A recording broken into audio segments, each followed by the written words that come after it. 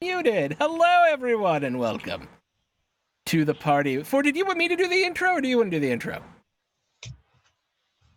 Good day. No, I don't know. We'll just go into it. Okay. Oh. We are here at Welcome to the Party RPG to play Mouseguard, a fanciful role-playing game about mice that are this big with everything else the usual size, trying to carve out a life for themselves in the great wilderness that is the Mouse Territories. That's the current intro. Do you have anything to color it up, Throck, that are officially? Oh, yeah.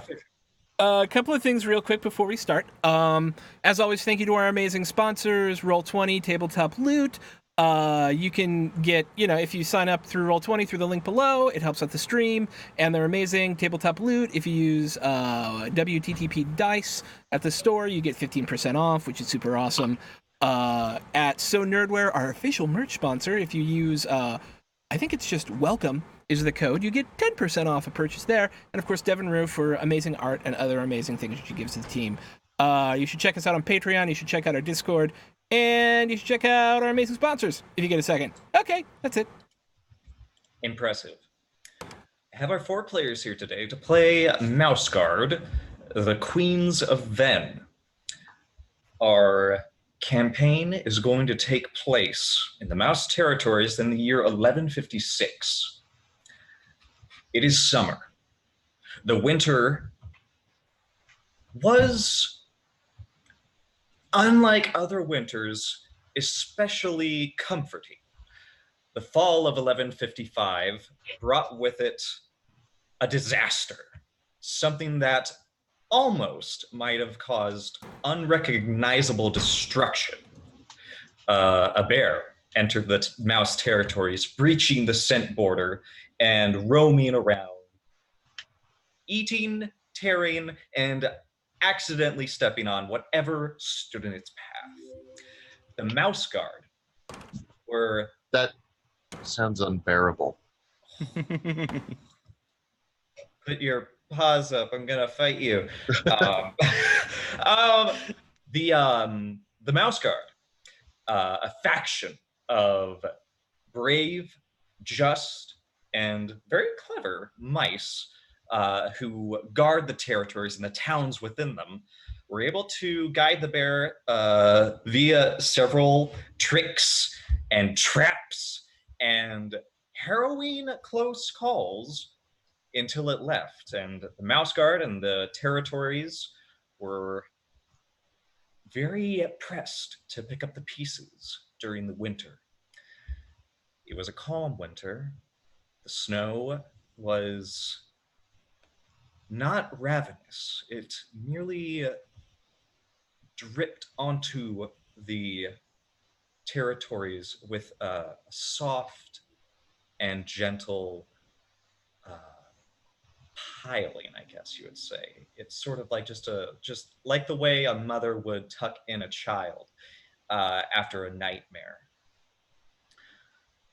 In the spring, with the new year of 1156, the lot of you worked in various parts of Lockhaven, the citadel of the Mouseguard, the home where you have adopted this place as home after some of you working so hard to attain the rank of patrol leader or patrol guard. Others have only recently been able to earn the cloak that marks you as one of the proud members of the Mouseguard, and others still are working towards that generous piece of fiber that will hopefully one day hang on your shoulders, along with the weight of the responsibility of the territories. Summer. You all are called to Gwendolyn's quarters. You have been working in Lockhaven, not assigned a patrol due to the lack of mice to help keep the Citadel running. Many patrols are out aiding the territories as best they can with the emergence of several predators and other problems that might issue forth with the warm weather and flourishing flora. Thistle, your request to appear before the matriarch comes from a fellow tenderpaw who has been relegated after sneaking away a bottle of honey from the apiary above Lockhaven to run messages. Not quite a job you would want. And just go ahead and describe your mouse for us. What your fur color is, what your belief and instinct are, and just a general look up on who you're playing and what we can expect from them. For sure. Thistle Bristle is a relatively short mouse. Not tiny, but kind of short. They have black and red fur. Their stomach is just this brilliant orange with a slash that goes across their face and muzzle. They carry a halberd like at least twice as tall as them, maybe 2.5. They have a knife strapped to their ankle. They are yet to receive their cloak, but they desperately want some. They are very calm, perhaps a little detached from everything. And this comes from a belief that everything must be distrusted because everyone is hiding something. And their instinct is to always do things themselves, because if you want it done right, you must do it yourself. Where is Thistle's hometown? Thistle is from Elmas. Elmas, renowned for its medicinal moss and very complex government. Indeed. I imagine you immediately go to the matriarch's office, for Gwendolyn's summons should never be ignored. Indeed, it is so. Very well. Passing along the way as you march up the steps of Lockhaven's inner castle, you pass another mouse who is seemingly headed in the same direction you are. Stroud, you are a guard mouse, yes? Yes, I am. This winter earned you your cloak. You had worked for several years to become what you are today, and now you are finally being assigned to a patrol.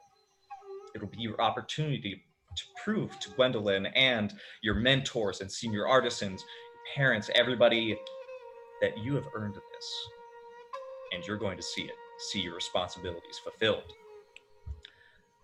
Go ahead and give us an idea on what Thistle sees and more about your character.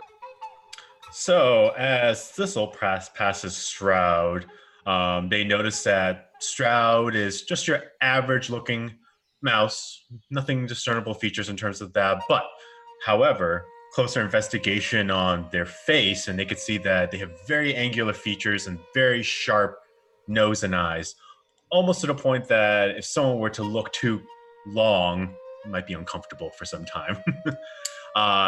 Just your average gray fur, with their newly minted white cloak. So hopefully with no dirts and stains on them as they're clutching closely. Ooh, I'm gonna tear that cloak. Please don't. In terms of belief, for Stroud, he always believes that regardless of any of the challenges, that it should always be approached in terms of a very thoughtful rationality. It always will prevail. Rationality rules over everything. And an instinct is always just to be on the lookout and curious of new things. If it's something that's new, poke and prod the hell out of it until something happens and document it afterwards. Magnificent. The two of you are on your way, but there's something else that we must attend to. Finn, you have been on guard duty for Lockhaven's wall guard, the mice who watch from the Ballista. You watch the gate, and you make sure nobody, even a snake, gets into Lockhaven. Certainly not snakes. Good golly. How does Finn approach this responsibility? Because it is something you have earned the rank of patrol guard. You have proven yourself as an independent and fourth word, you're good at your job. Go ahead and tell us what your reaction is to this tender paw running around delivering messages for the matriarch, telling you are to be assigned a patrol and to head out into the summer wilderness on some sort of mission. Ah, nice. Okay, I'll have to make sure that the rest of the mice on the guard understand what they should be doing, watching the skies as well as the ground. We need to be aware of what is happening up there.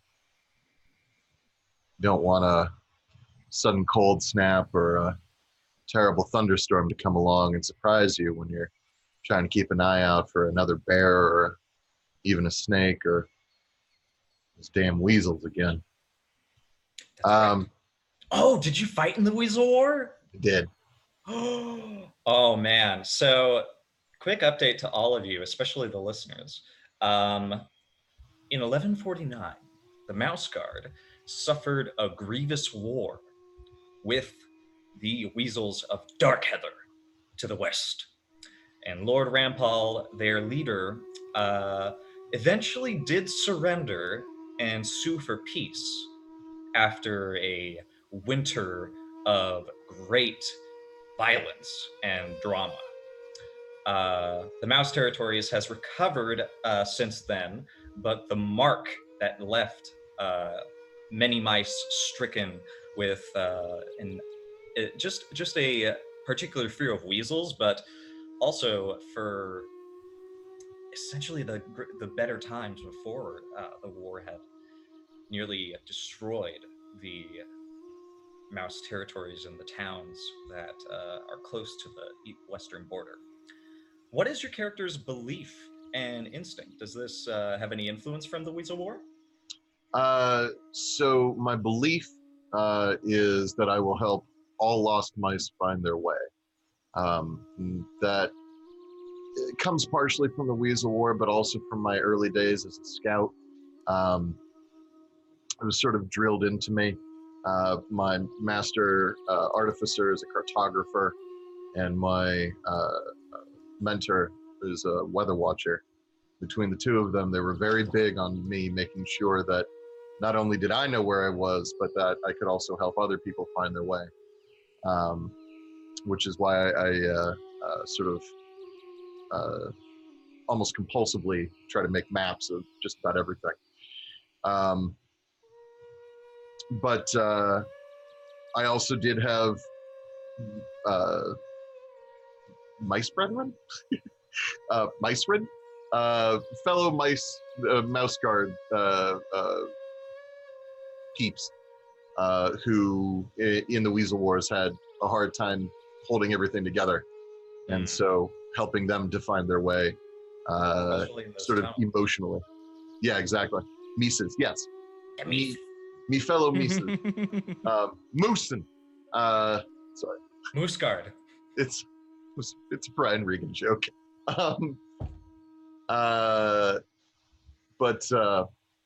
Yeah, my instinct is to always ask the patrol leader for instructions when danger arises. That's because if I don't, my choices are usually okay, but I have a tendency to be maybe a bit more aggressive than is prudent, and I much prefer to help prop up a good leader than to try to take the mantle myself. Interesting. What's your fur color? Yeah, so I have red fur, although I am showing my age a bit. I've got little bits of gray and white sort of showing around the temples, and I do have a little tuft of fur that I can do this with. Perfect. Most in character. Well, we can go ahead and just move from the walls of Lockhaven to the matriarch's office and the mouse who is currently entering. Throck, would you like to introduce? Oh gosh, is it? Is he? It's Thane. Yeah. Yeah.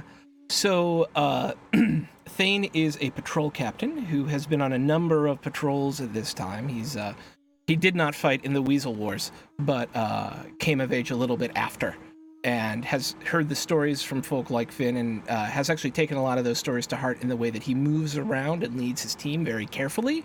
He is a pathfinder at heart, and that is what that's kind of his whole working philosophy.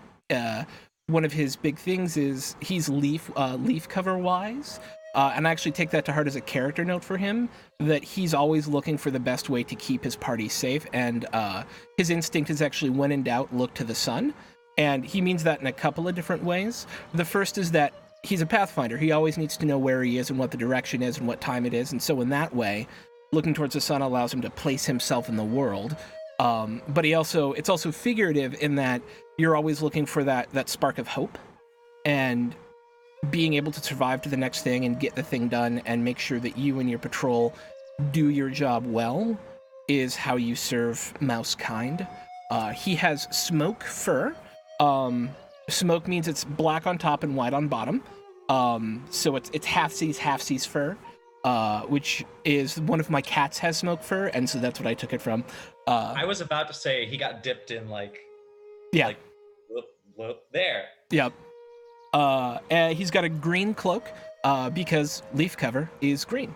And every winter he spends with his family back in Copperwood doing smithy, and they own a smith and a store for that smith. And so he helps around the store and the smith. Lovely. Yeah. Well, Gwendolyn is waiting for you, and her office is quite standard. The only thing not standard about it is the several tomes and bookcases littered with scrolls. The room is dominated by a large table with a wide map of the territories on it, listed with various tokens designating what patrols are in which area, what towns are currently in need of something, and other little tokens like little stones or pebbles or flecks of gravel that might be something she and her guard captains know, or it might just be crumbs from her breakfast.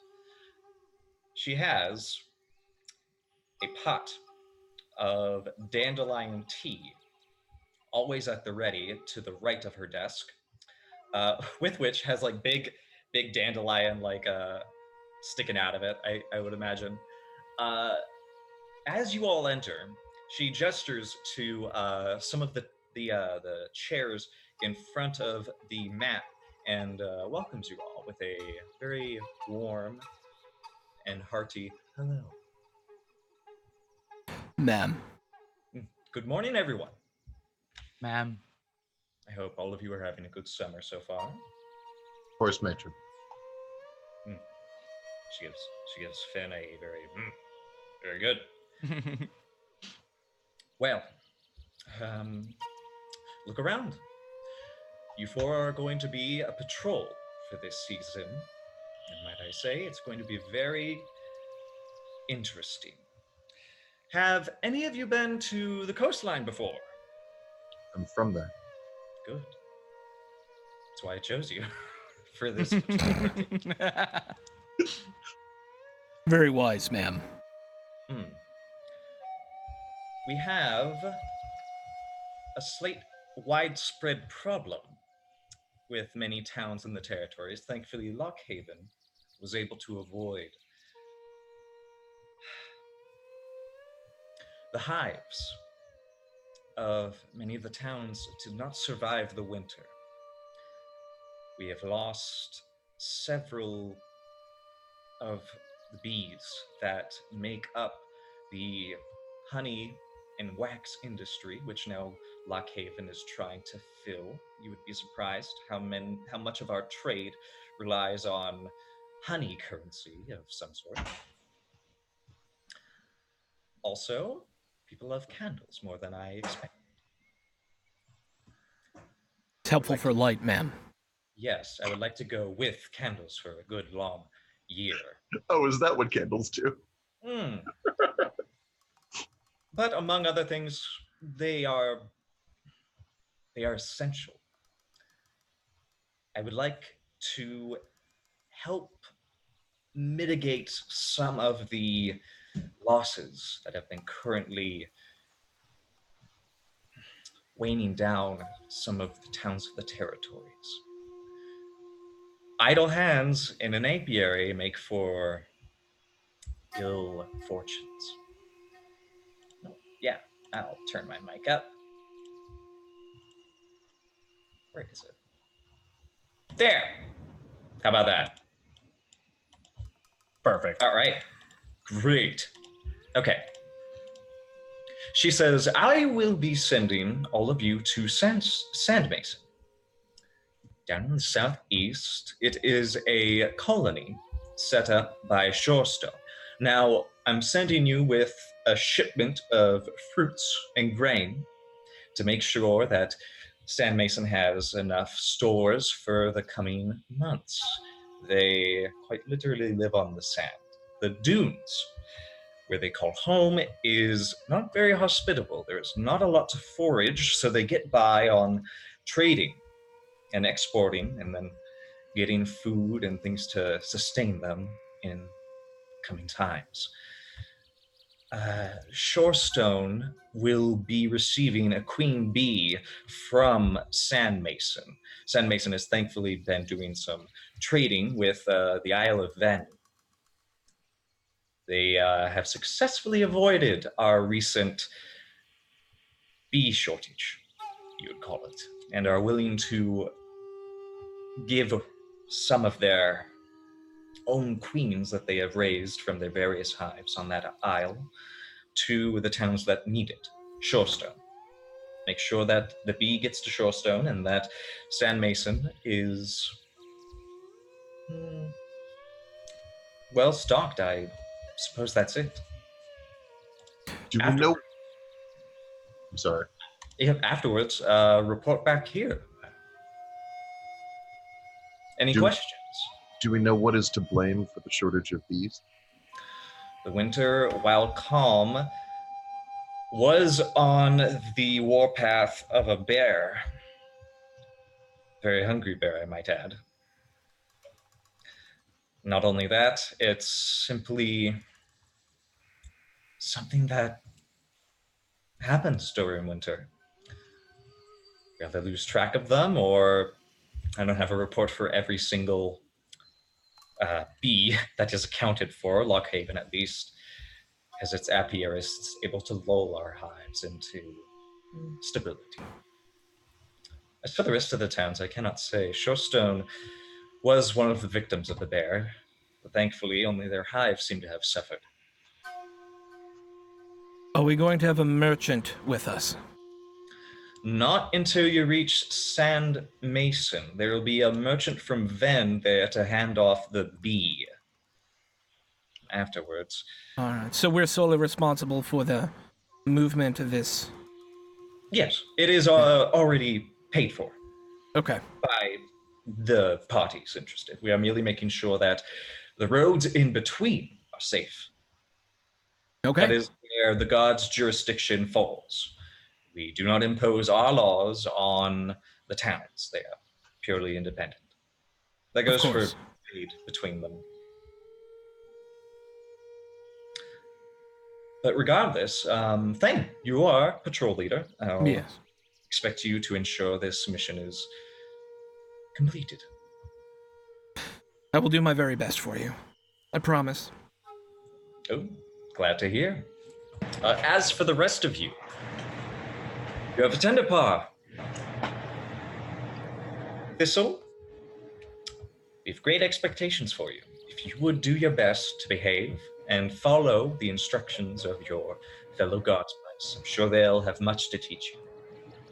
course, ma'am. Well, I believe you're all set.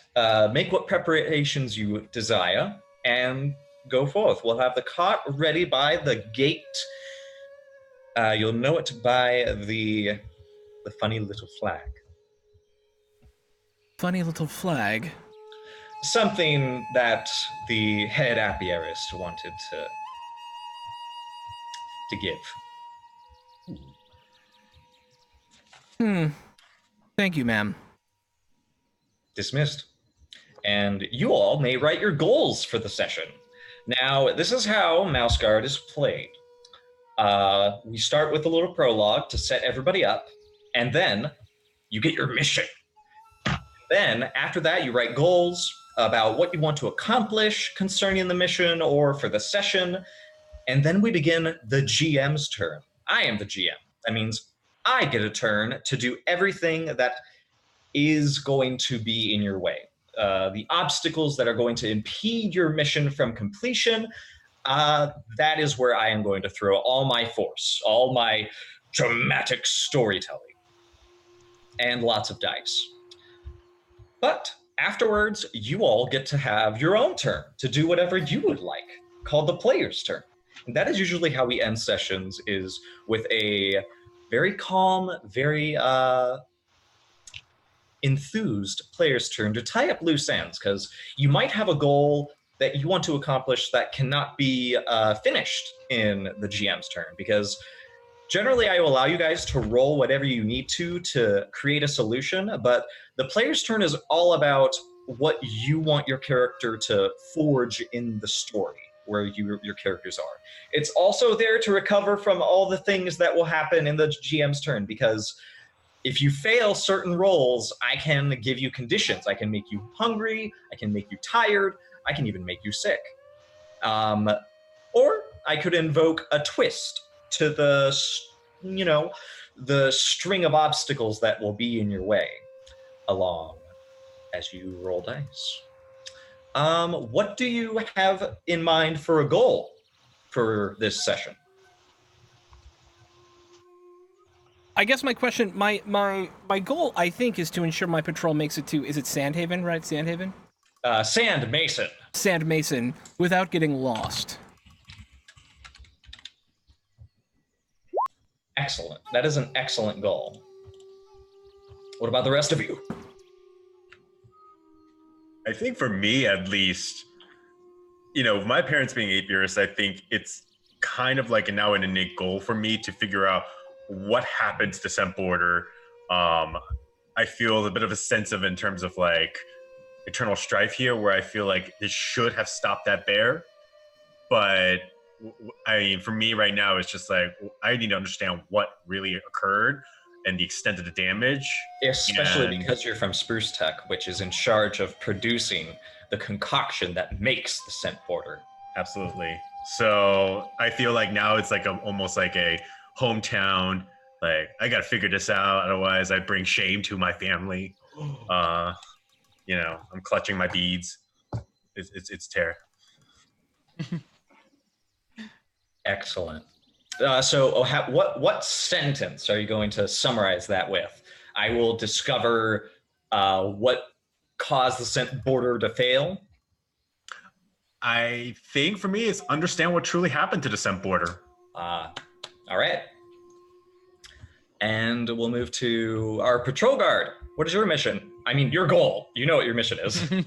I will ensure the younger mice follow the patrol leader's decisions. Ooh, I love that. Okay. Nice. Thistle.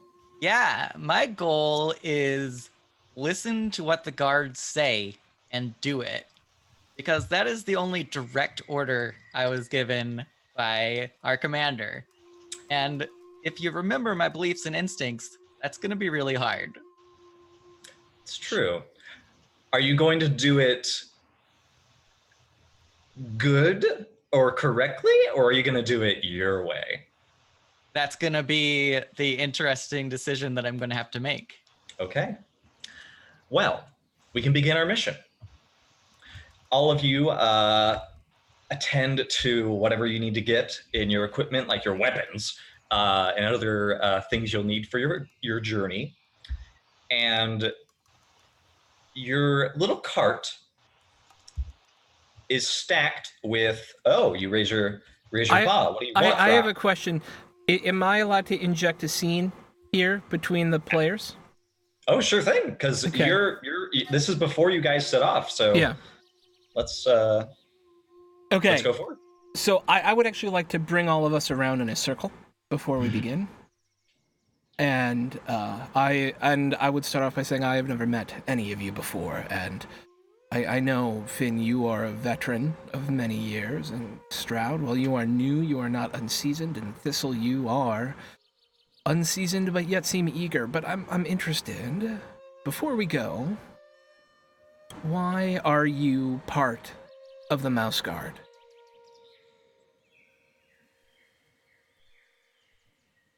Since you addressed me last, I will speak first. I have joined the Mouseguard to ensure that all mouse kind can live free of danger. That is indeed the party line. You have no personal reason for doing it? No selfish It reason? needs to be done right. And you think you are the one who can do it right? I would certainly hope so. I hope so too. Mhm. If I'm going to be honest here, if I'm to truly pursue the life of knowledge and the pursuit of gaining knowledge, perpetuity in this case, I feel like being the guard mouse was absolutely the path I had to take. Because I feel like if I were to stay at home, continuously working with my family, I don't think I would have actually attained that accessibility that being a guard mouse might be, to actually go out in the world and to truly experience the world. And it is the only reason why I'm joining it, is that this is going to be my way of seeing the world, experiencing it firsthand, really getting a grasp of everything that's out there. I Okay. joined long enough ago that the reason why I joined is not really all that important these days. It's why I stay. And that's really just to make sure that this territory, mice in it, is protected, safe, and free as they possibly can be. Fearful mice don't act intelligently or with freedom. I want to make sure that we continue to live the way we have. I like the trees. I like the smell of the outside, beyond the walls of any of the cities. I like to wander. And I like to make sure those who wander with me are safe. Being a guard allows me to do all that. I, on this journey, will do my best to keep each and every one of you safe. I will do my best to make wise decisions, and I hope you hold me accountable if I don't make wise decisions.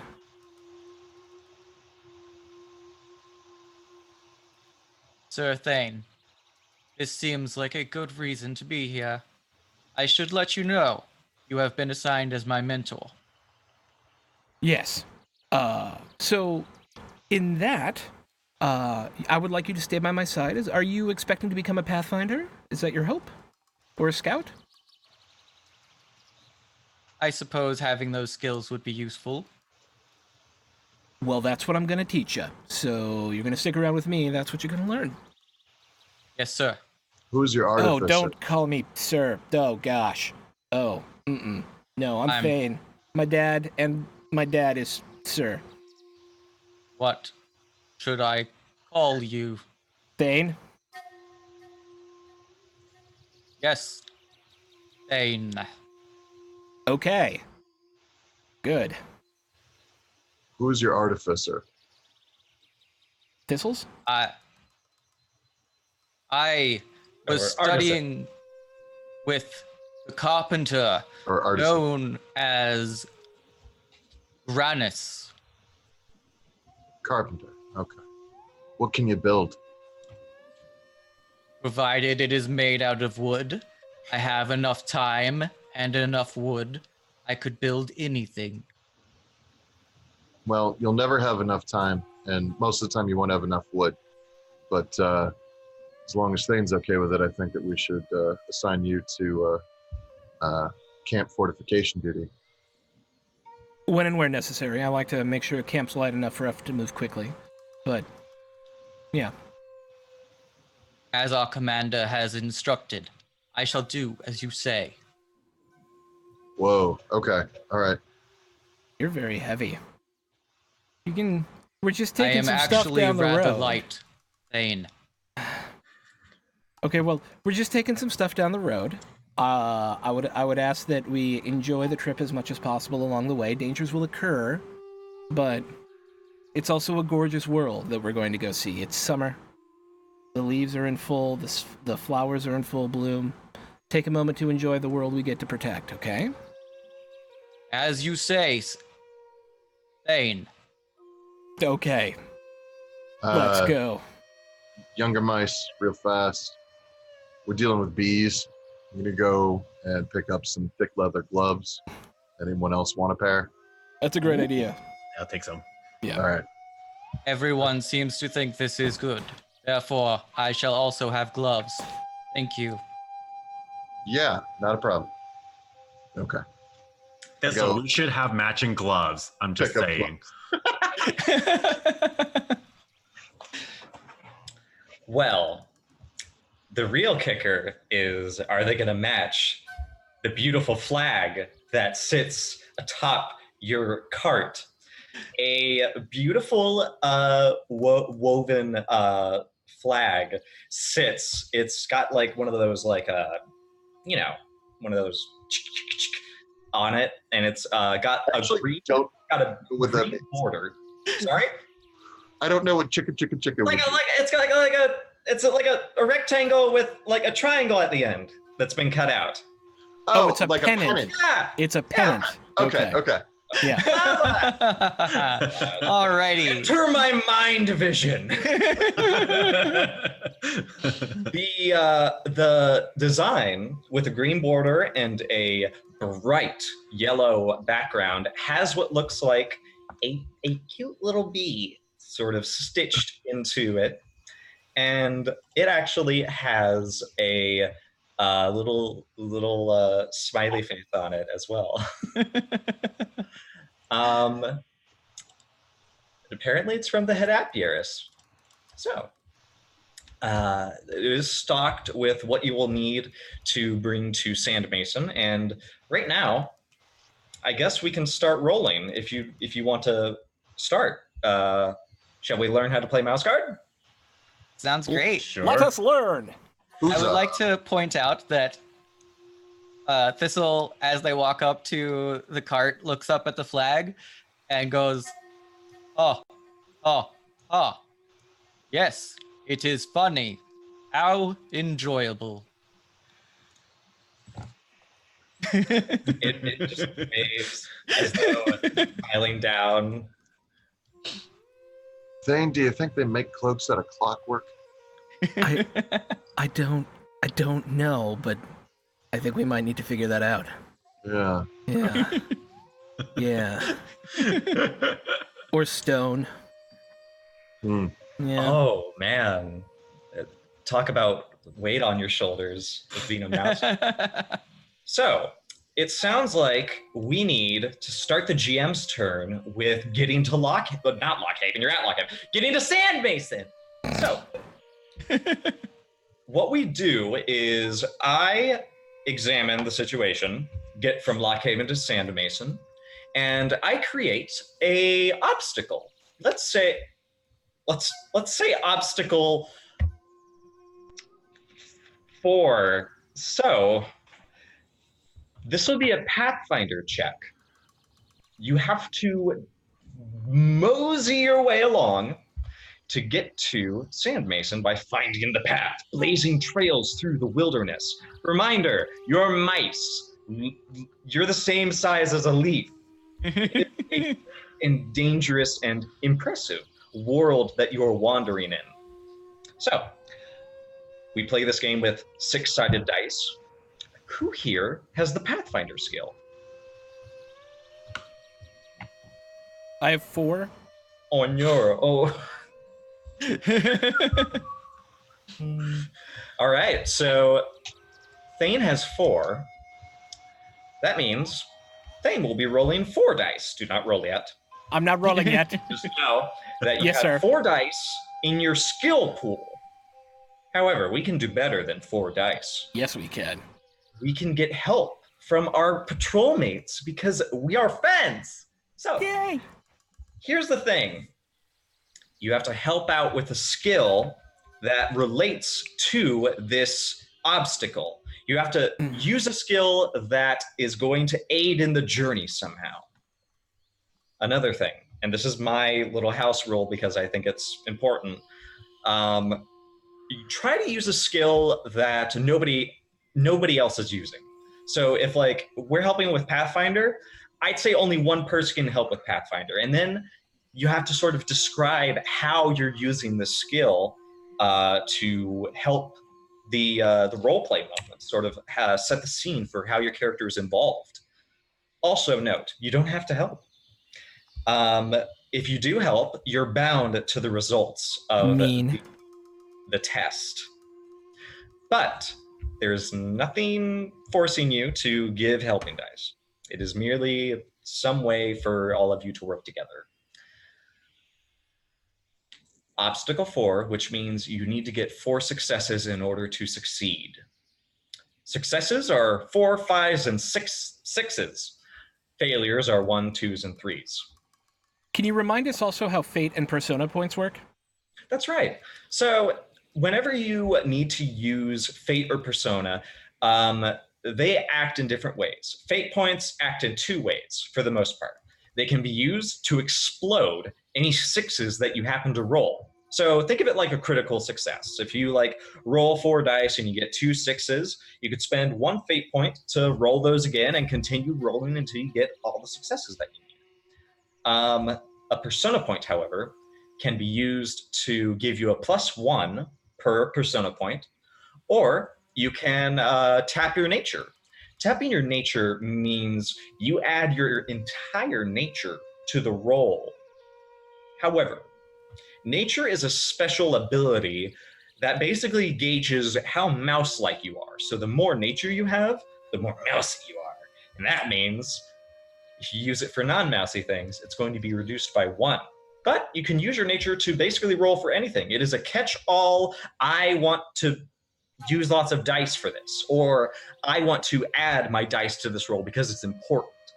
So your persona points are the important modifier that will make or break really difficult challenges. You can also use your fate points to re-roll failed dice as long as they are appropriate with your wises. So if you have like rain wise and you guys are trying to make a Pathfinder check in the rain and you fail, you could use your fate point to re-roll 1 of those and get more. But that's fate and persona points, a big chunk of rules that I just gave you. But basically it comes down to get dice, roll dice, get successes, or fail tragically. So, how are we doing this Pathfinder check?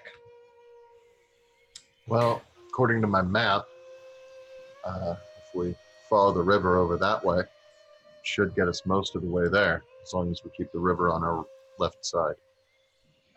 Mm-hmm. I'm helping with cartography. Nice, I love it.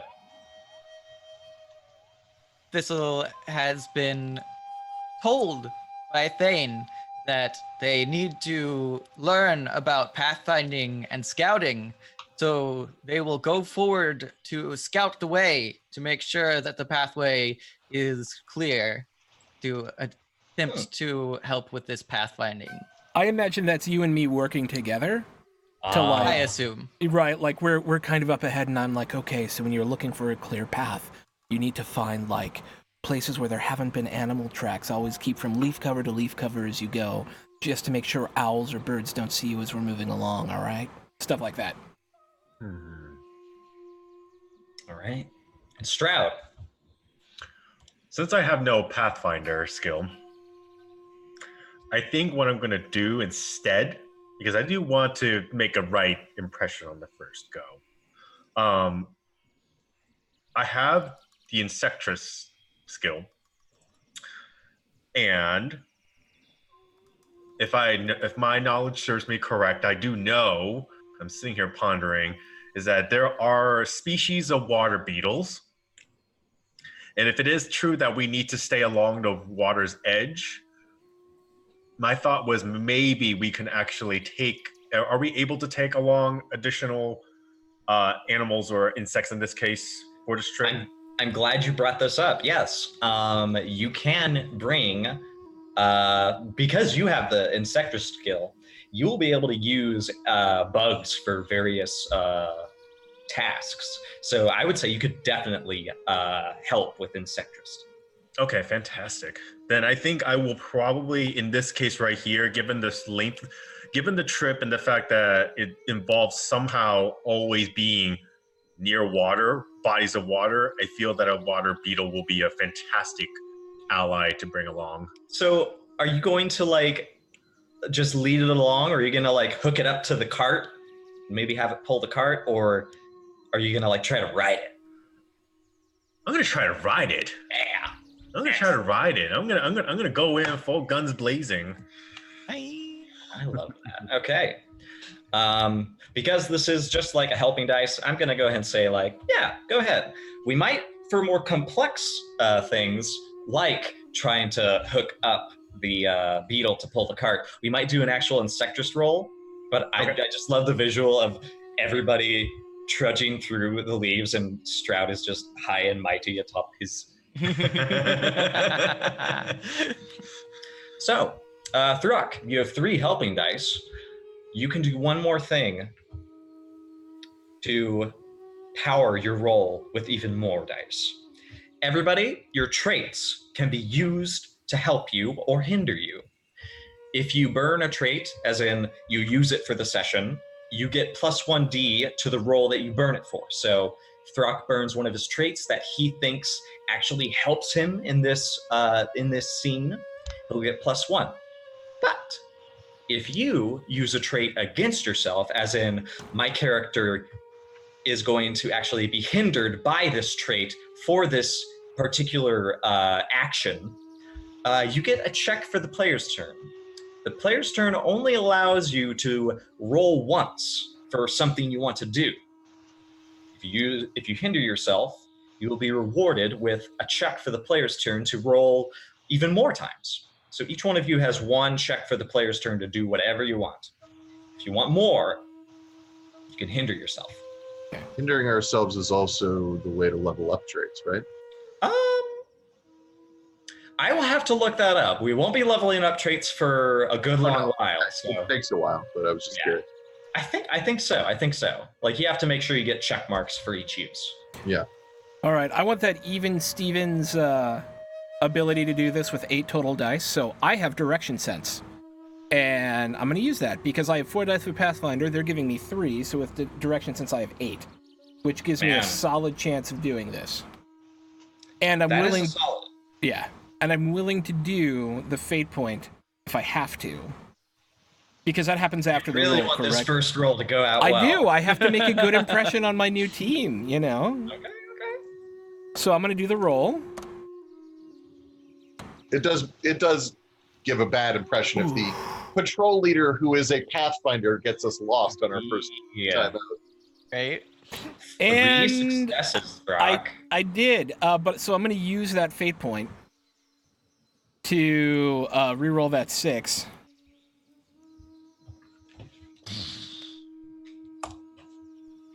That's only 1 6. Yes! Yeah, nice!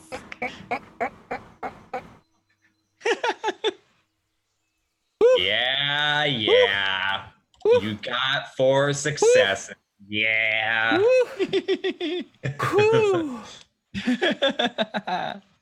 Well, the journey goes over fairly well.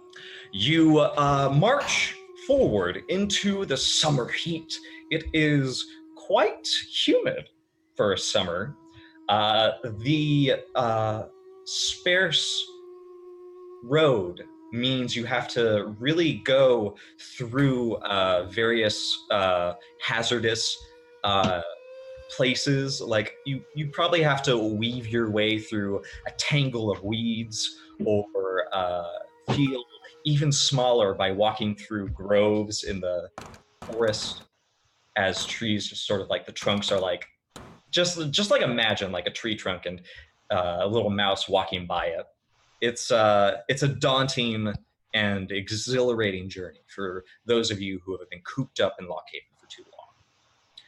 But I'm going to go ahead and move you guys ahead. It takes about 4 days to reach the dunes of the coastline. And I'm going to have each of you make a health check to sort of gauge whether or not this new environment is going to leave you tired. Because if you're following the this river that you are going along, it looks like you will have to eventually get into the area where it's not as prevalent, and it's definitely not as soothing to be around. So everybody make an obstacle check, a health check, obstacle 2. Just so everybody gets their dice rolling in. Oh, Stroud. So is I the don't do well number in of our health what we write? That is it. You Alrighty. roll, thing. I stressed myself out on the way. That's what happened. I stressed myself out. You were too focused on teaching the tender pot. Ooh. Okay. Man, 6 hell is just perfect. Yeah, right? Amazing. So, Stroud and Stroud, Thane. you only rolled 3d3, not 3d6. Oh, I did. Hey, that might be, that explains a lot. I Good totally catch, realized good that catch. right now. I mean, it would have been really awkward if I rolled D3s this whole time, right? Right? Got double successes that you did last time. That's Right? true. Yeah. Or, well, I suppose infinity more. But Numbers don't mean things. I will be assisting, as we're going then, I will be instructing Thistle. Thistle, this is how you help people who have heat exhaustion or are a little too thirsty, okay? So what you want to do, and I'll explain so you get a little water, but water on its own is pretty going to do it. That needs salt too, okay? Not a lot, but a little, bit of salt. And if we happen to have any extra honey, I think maybe we can snack just a tiny amount. It helps to keep the sugars in. Sugar plus the salt plus the water helps to rehydrate them faster. Got it? I'll be like mixing it. I am worried that you are not taking care of yourself. I'm fine. You say as you sink more and more into unhealthy habits. Good, strong folk. I'm made of. So I'm going to invoke. Oh, kitty! Oh! Man, He's fine. that floofy tail, though. He's a floof master. I'm going to invoke 2 twists. Number 1, Neuro, you're going to have to put your beetle away. You're going to have to send him on his way. Oh no! Not Gertrude. Yeah. You've taken Gertrude far from their natural habitat. It is definitely not as salty, but also not as hot here due to. I get. It's just the cover of the trees really helped your journey until you got here. Yeah. Now, like the sun is blasting the sand, it's making it difficult to walk on. It's making it difficult to look straight, and it's just hot. So I'm just going to take your beetle away. I'm sorry. Thane, I'm going to go ahead and give you a condition. Okay. I'm going to make you thirsty. Sure. So you're going to have a -1 to any conflict that might come up until you get rid of that. Can I just drink some water? No, because condition are things that you need to devote time and energy to get rid of. Okay. You need to really have your thirst quenched in the player's turn, Okay. or when appropriate in the GM's turn. Which sometimes the game really doesn't want you to recover conditions in the GM's turn, but Yeah, no, that's totally fair. I get it. From time to time, I might give you some leeway. Sand Mason. It is a stone castle. A large and unsightly spine along the dunes that I'd say it's like a couple yards away. Like I'm trying to think of mouse miles or mouse centimeters. You have it's sort of sitting on this top hill where it's certainly been fortified so that its great weight and structure does not sink when it rains or get washed away when the tide comes in, if it ever storms that bad. And it is just a crude construction in this seemingly hostile heatland. But the ocean is quite a sight. It is a beautiful place. But moving towards it, you definitely don't understand how the mice can live in this atmosphere that sort of clings to each of you. And upon approaching the gates, you notice that there are structures underneath the hardened ground that sort of give you the idea that there are underground tunnels of sand mason here. And you see little slots high above you. You see little faces peek out. And they are wearing these tight masks that sort of are tied around their entire head. They're sometimes like cutting off the ears that poke out. Other times maybe one ear is out. You also notice that they're wearing very flashy goggles that keep out the sand and also shield their eyes from the sun. I'm just describing my day at work, really. It's been, I work at an equestrian center, so blah, blah, blah. The guards sort of peer out and go, "Ho there!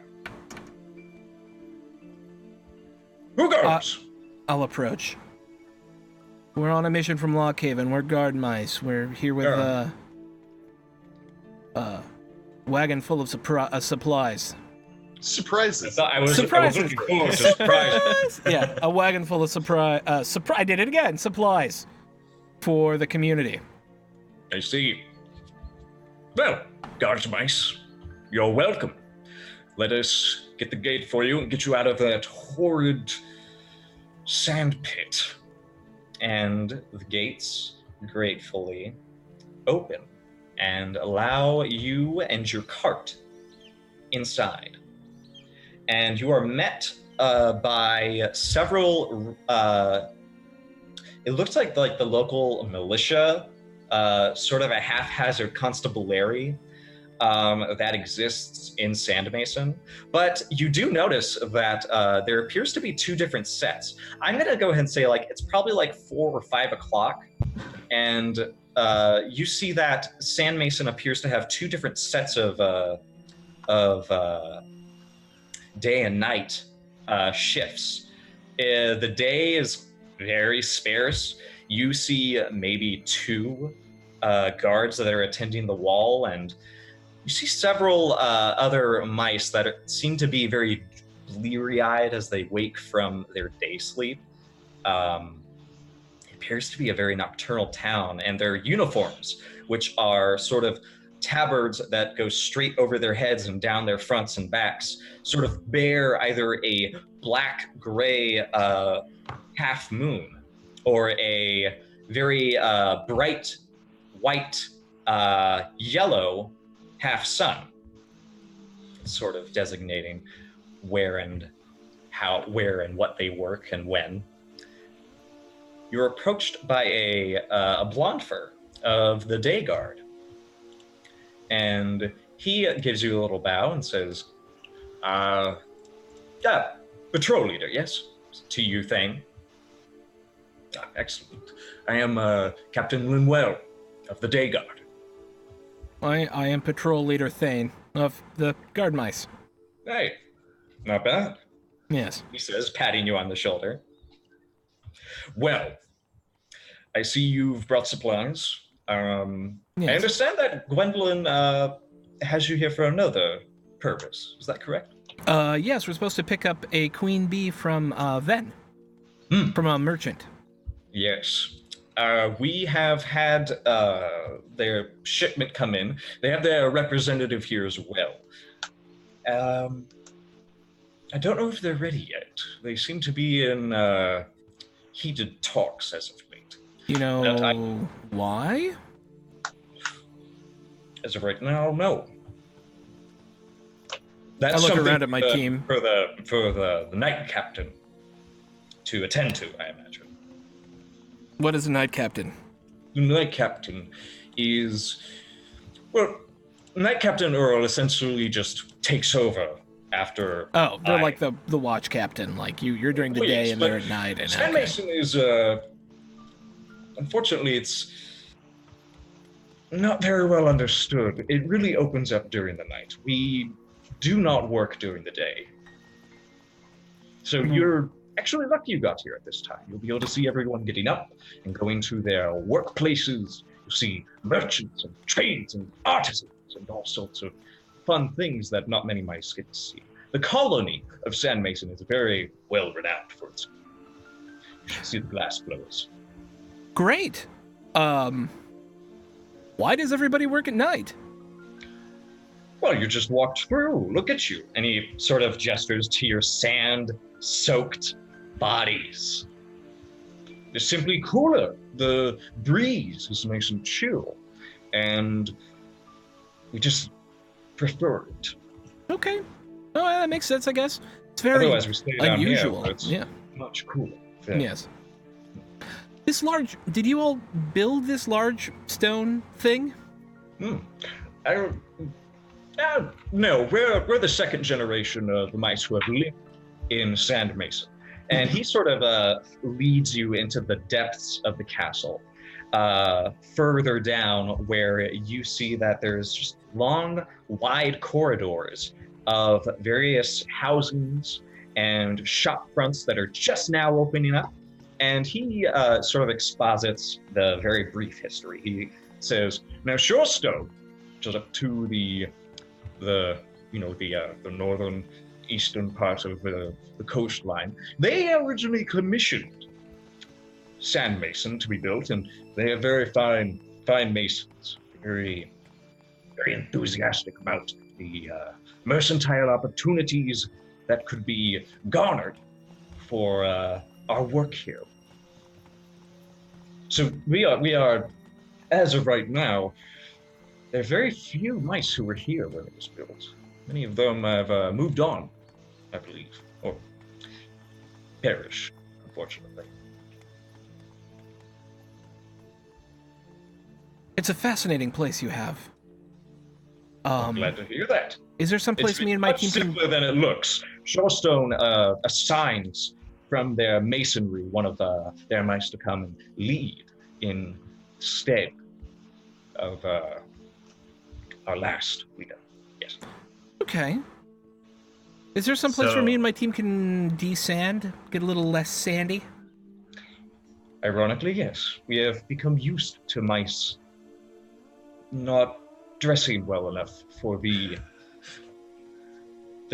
tide of sand.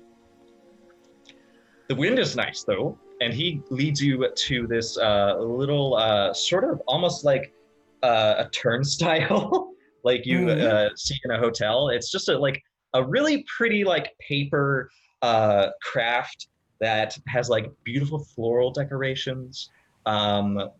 And you walk through, and there is a sign denoting it as the Sand Mason's Refuge.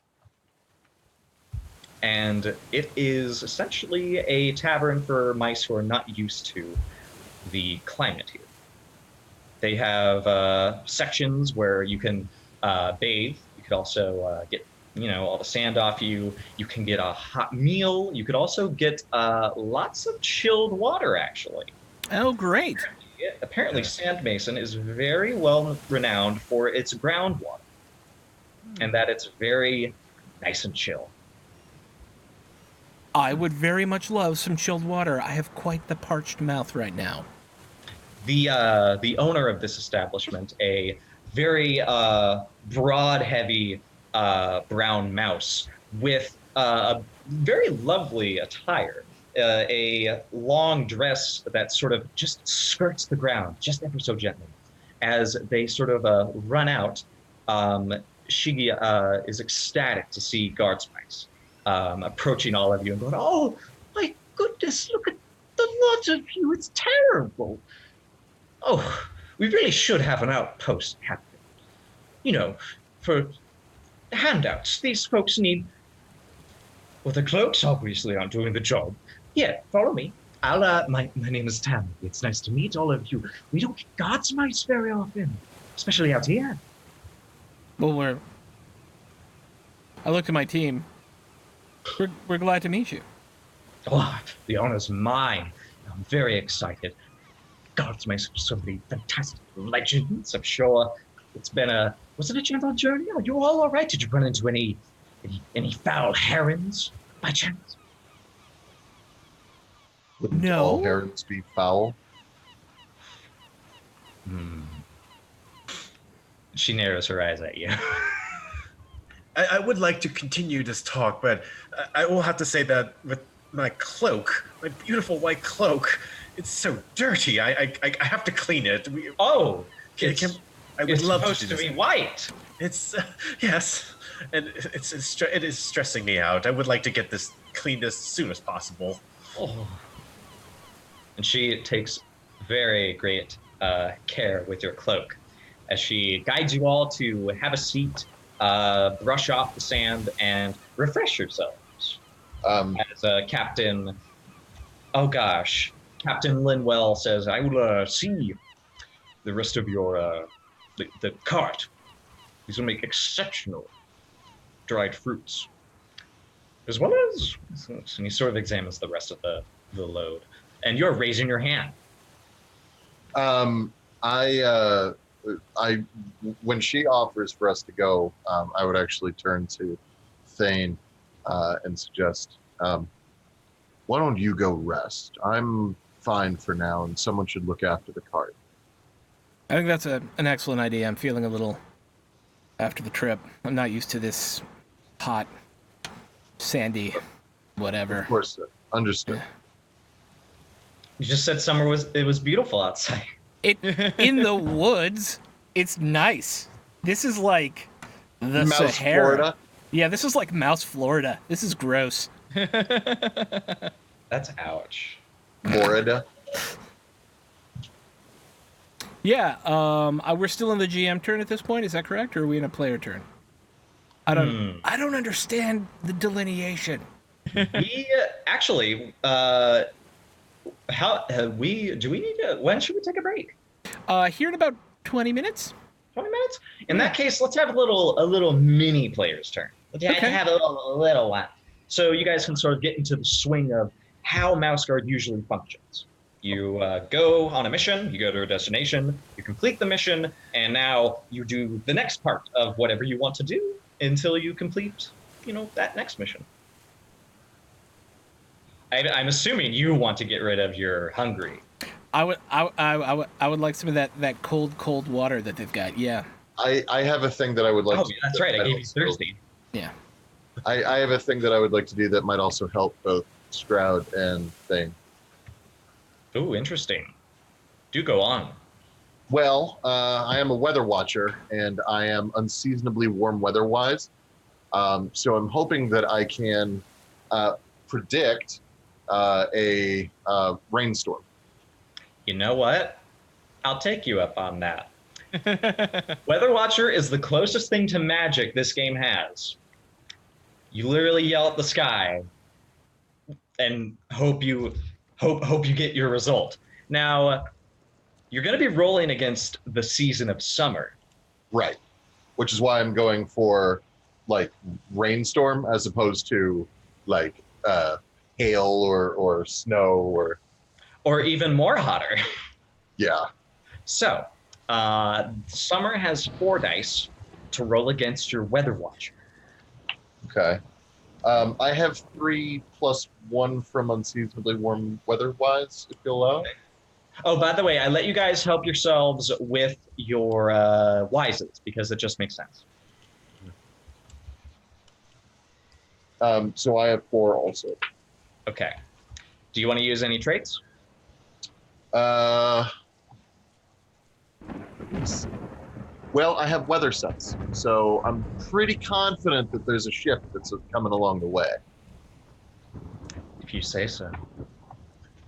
Actually, we'll see if you say so. Yeah. All right. Well, in that case, I'm going to roll for summer. Are we able to help? Depends. What can you help with? Usually, Weatherwise can only be helped with other Weatherwise or Weather Watcher. Oh my goodness. You can help with devices, or you can help with Weather Watcher. Scientist is also something that can be used for this. Ooh. Okay. Okay. Well, I don't have those. I was hoping to use Harvester because I could be like, I know what that sky looks like when you gotta stop harvesting, but no, there are rules, so that's okay. Get inside. I do have scientists, so I'd love to help out. So you go with Finn to give him a little like update on my science sense. Yes. It tingles. My sciences. Stroud, would you say that those are cumulo or nimbus or? Look cumulo to me. I mean, based on my years of observation, my 2-3 years of observation. Okay, all right, okay. And then I scribble things down. Okay, I think I've got an idea what's coming. We'll see. Well, I got 2 successes. I got 3.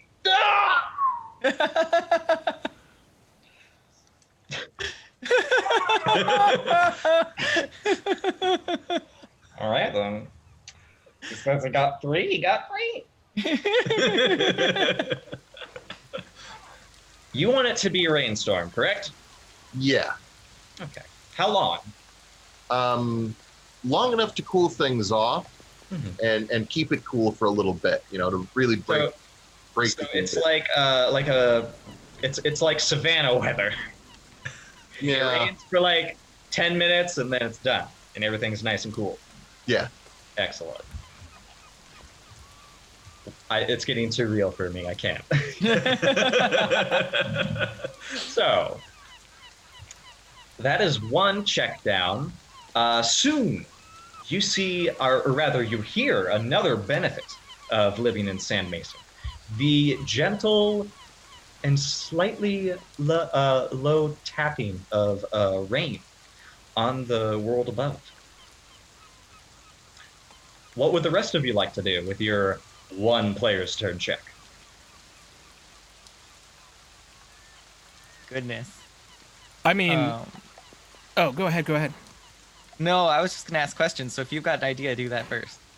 Yeah, I just want to. Is there a mechanic that I need to do, or do I just need to rest to get rid of the thirst? I need you to make a resources test. A resources test. Yes. All right. Obstacle. So before I adjusted my resources, it was 7. Now it's 4. I'm just saying. I love you. I'm just giving you shit. I got 2 successes. Yay! Yay! It comes in a fine, stout mug. And you drink it. And you go,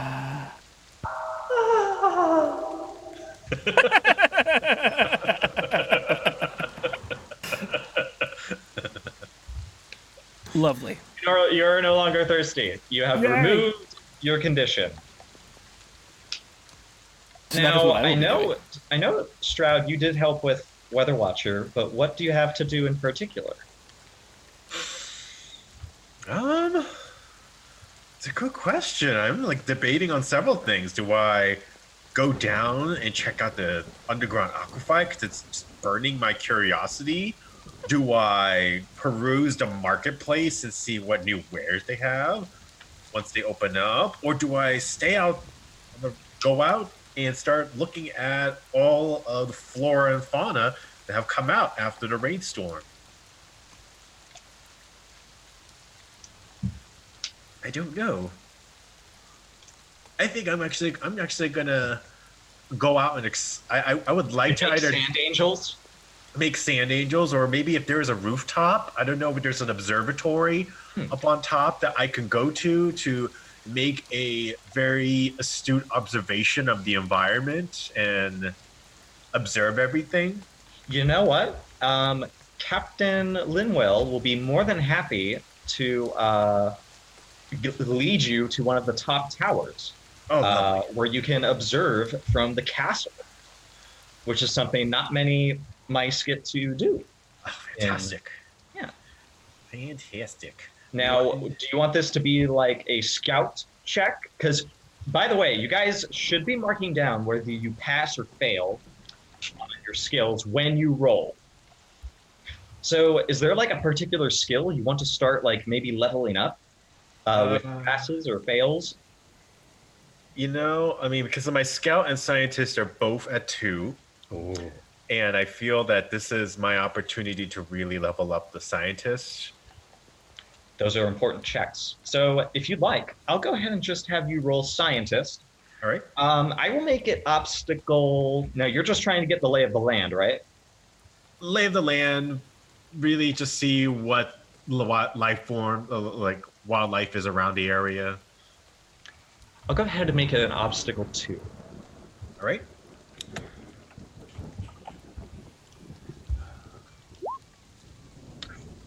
Very well.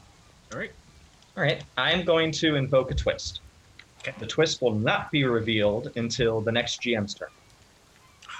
Okay. But Captain Linwell guides you up across a spiral.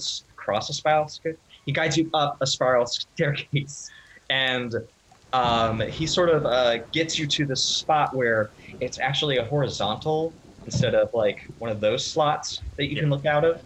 And he just sort of gestures to the gray outline of the sky that is now beginning to darken and pelt the coastline with these delicate drops. And you can already see that there certainly are herons in the vicinity. And soon enough, you are greeted with a cacophony of noises from the various frogs that inhabit the nearby waters that are not towards the coast. Anything else you really want to know?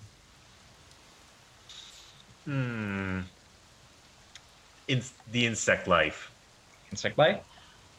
Mosquitoes. Mosquitoes. You also notice that there is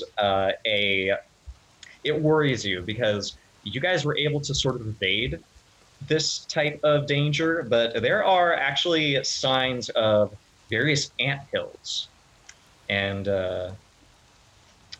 lines and trains of ants that are desperately trying to get away from this tide, flood of damnation that has begun to ruin their day. Okay. And you actually wonder, would this be a problem for Sand Mason, actually? Yeah, how close is it to the water aquifer, since they might have tunnels underground? Yeah. Huh. But go ahead and mark a fail on your scientist. And guess what? That is perfect, because in order to level up any skill or ability, you need to succeed at the same number of tests as your rating. So because you have 2 scientists, you need to succeed twice, and then you need to -1 in order to fail. So you just need to like fail once, succeed twice, and then you'll level it up to 3. All right. Lovely. That just leaves our tender paw. Okay. I want to use my manipulator skill to try and convince Thane that I saw and enjoyed something on the trip here. Dane, That's amazing. your job is being done. I am ecstatic. I had fun. No, really. Really, Yeah. I had fun. That Don't you- was great Okay. fun. So, what is your will, Thane? My will is 5, I do believe. It is indeed 5. Let's make this a versus test. Interesting. Nice. So your manipulator is 2, correct? Correct. Ooh. I would like to add in my trait of being alert because I want to have watched Thane while we were going around to see something that he enjoyed so that later I could say I enjoyed it and he'd be more likely to believe me because it's so enjoyable. I would like to add in my trait, clever, which means that I'd like to think that I know when someone's trying to pull the mouse fur over my eyes. You'd like to think that, wouldn't you? I would. Let's go ahead and have a versus test. Whoever gets the most successes will be able to narrate what happens next. I got 3. Rock. Nice. Ooh. I'm probably gonna lose. Now, I'm calling it. You're gonna get 3 6s. All right, if you're calling it. Oh. I'm gonna explode it. Hey! Hey, okay. Okay. So go ahead and roll once. Typing is hard sometimes. This is how you get 3 successes, by the way. Just 6, 6, 6, 6, 6. Yeah. Right. Oh. Oh. No, I failed. So give us the preamble. Thistle approaches the patrol leader, your mentor. Right. So Thistle is just coming out of after combing all of the sand out of their hair, or they don't have a cloak, so they were just caked in it, and they were very upset about it. So they're trying to look happy, but they're actually looking even more dour than usual. And they approach and they're like, "Good evening, Sir Thane. I would like to tell you about some things that I rather enjoyed on our mission while we were journeying here. Oh, yeah? What were those? There was a beautiful pile of leaves. Nope. Some of them... Nope. Well, please go on. I'd love to hear what you enjoyed.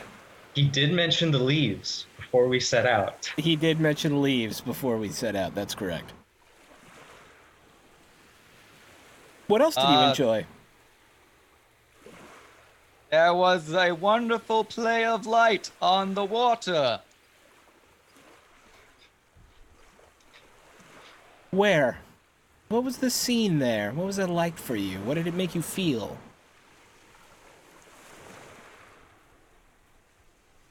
I had to reflect upon the wonderful world around me. Okay, so that all right. So, first thing, I will never trust anyone who lies to me for their own personal benefit. You will not make me like you by pretending to like things that I told you that I liked. Do you understand that? Yes, sir. Thane. Good. Why are you here To become a god Niche. mouse. Why? Because For real, don't lie to me.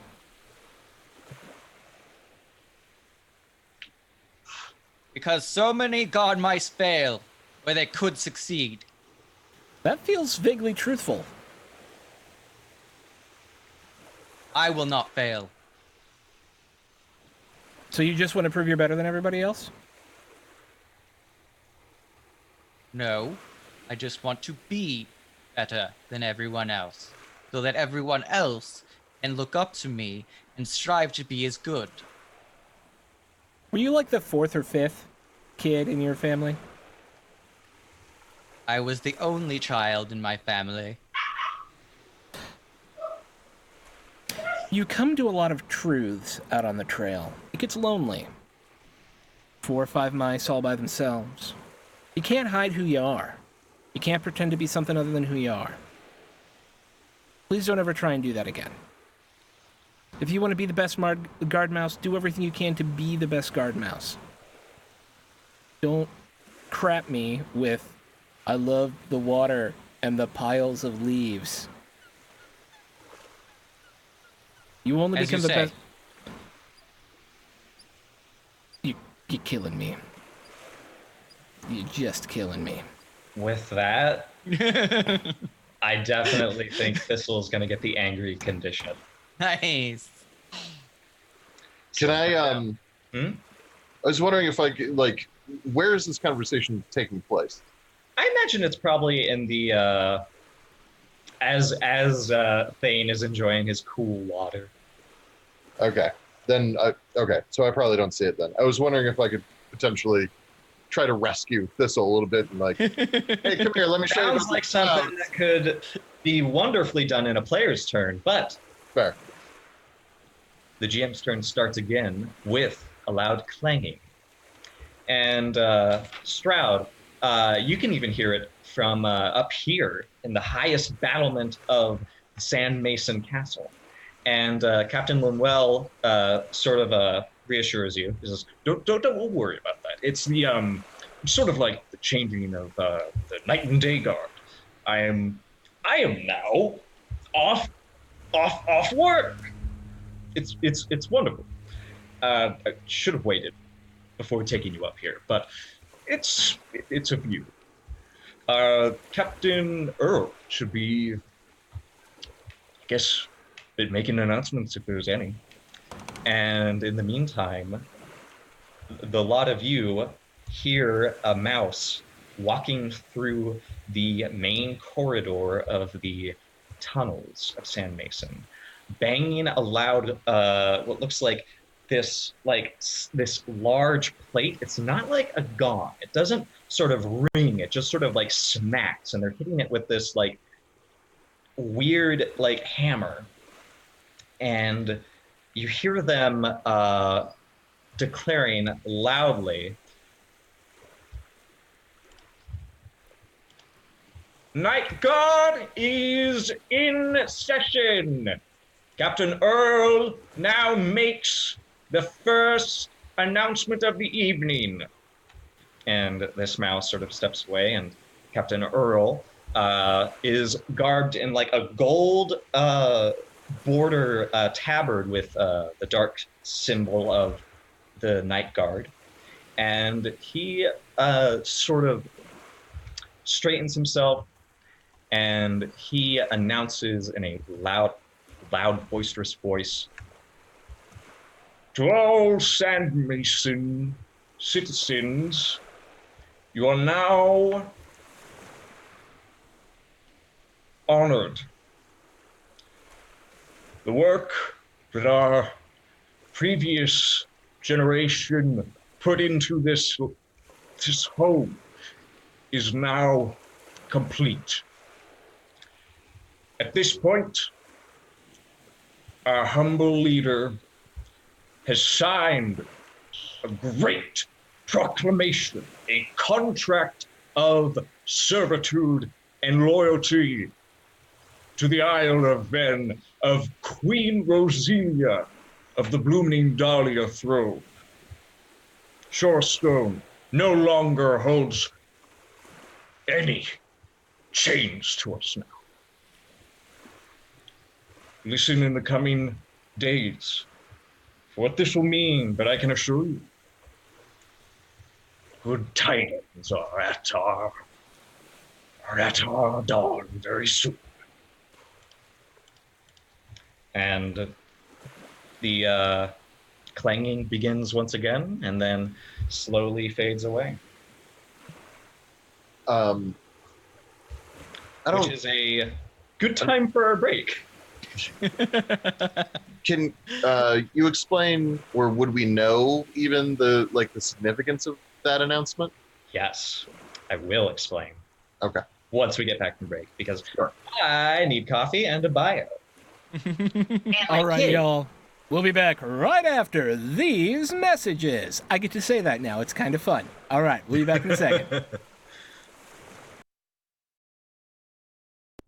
Thanks so much for hanging out with us today. If you get a second during break, you should check out one of our amazing sponsors. We're now proudly sponsored by Roll20, the best virtual tabletop for all your role-playing needs. Over 4 million people use Roll20's virtual tabletop to power their favorite games. And with more modules than you can shake a stick at on their new revamped storefront, you'll definitely find something for your group to enjoy. Sign up today by clicking the link below or heading to roll20.net/start/WTTP. Tabletop Loot is an amazing place to get your dice bags, dice boxes, and more. And now you can get 15% off your purchase at tabletoploot.com by using the code WTTPDICE at checkout. Tabletop Loot. Your party starts here. While you're at it, check out our so awesome merch store, So Nerdware. So Nerdware is the place to find all your Welcome to the Party merch and other amazing stuff too. Head on over to sonerdware.com and use the code WELCOME at checkout to get 10% off your next purchase. So Nerdware. It's what the nerds wear. Devin Rue, the amazing mistress of maps, has kindly supported the channel since the beginning and provides graphics for many of our streams. Head on over to rueinc.com to check out some of the best fantasy cartography on the web. Our Patreon supports the creators and producers of the channel by providing Roll20 subscriptions, cost coverage for video hosting, and more. If you want to support the channel while getting podcasts a week early, gaming articles that are published on Patreon first, a shout out during our break, and more, head on over to patreon.com/welcomepartyrpg and throw us a buck or $5. And last, but certainly not least, help out the party. Subs and bits not only support the stream, but also every 500 bits or a Tier 1 sub gives a player or DM of your choice a reroll or system equivalent, and every 1000 bits or Tier 2 sub gives a player or DM of your choice a crit or system equivalent. Thanks again for hanging out with us today. The game will be back in just a few minutes. Let's all go to the lobby. Let's all go to the lobby. Let's all go to the lobby to get ourselves a treat. Delicious things to eat. The popcorn can't be beat. The sparkling drinks are just dandy. The chocolate bars and the candy. So let's all go to the lobby to get ourselves a treat. Let's all go to the lobby to get ourselves a treat.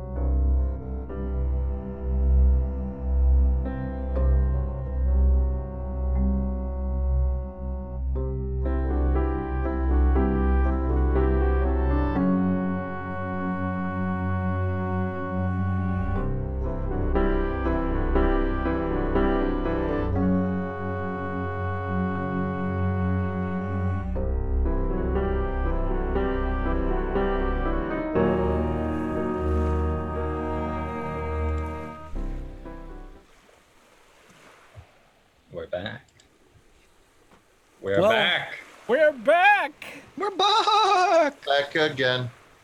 Mice are back. Tell us. Tell a friend. All right. Okay. Now we're getting a copyright strike. Thanks, guys. I'm totally kidding. I'm pretty sure that falls under fair use. I think you're probably It was 6 right. seconds. It was 6 seconds. It was definitely less 6 than seconds. Yeah. All right, everybody. We recently. Oh, we're back from break. Okay, so what happened? Oh my god, I'm not ready. I'm so sorry. Oh my god. Okay, so we're back playing Mouseguard. The Queen's Venn. Guess what? Turns out that Sand Mason just declared that it was no longer under the authority of Shorestone. No longer is it a operating colony. The Knight Captain, Captain Earl, declared during his nightly announcements that Sam Mason is basically a part of the territory of the Venn monarchy by the Queen Roselia, who commands the throne of the Blooming Dahlia. So the queendom, it appears, has expanded, at least it looks like peacefully, within Sand Mason. Your mission, as it now stands, is still get that queen bee and deliver it to Shorestone. All right. So as a guard mouse, are we part of a different country, essentially? Are we Lockhaven and surrounds? You're kind of like the National Guard. Okay.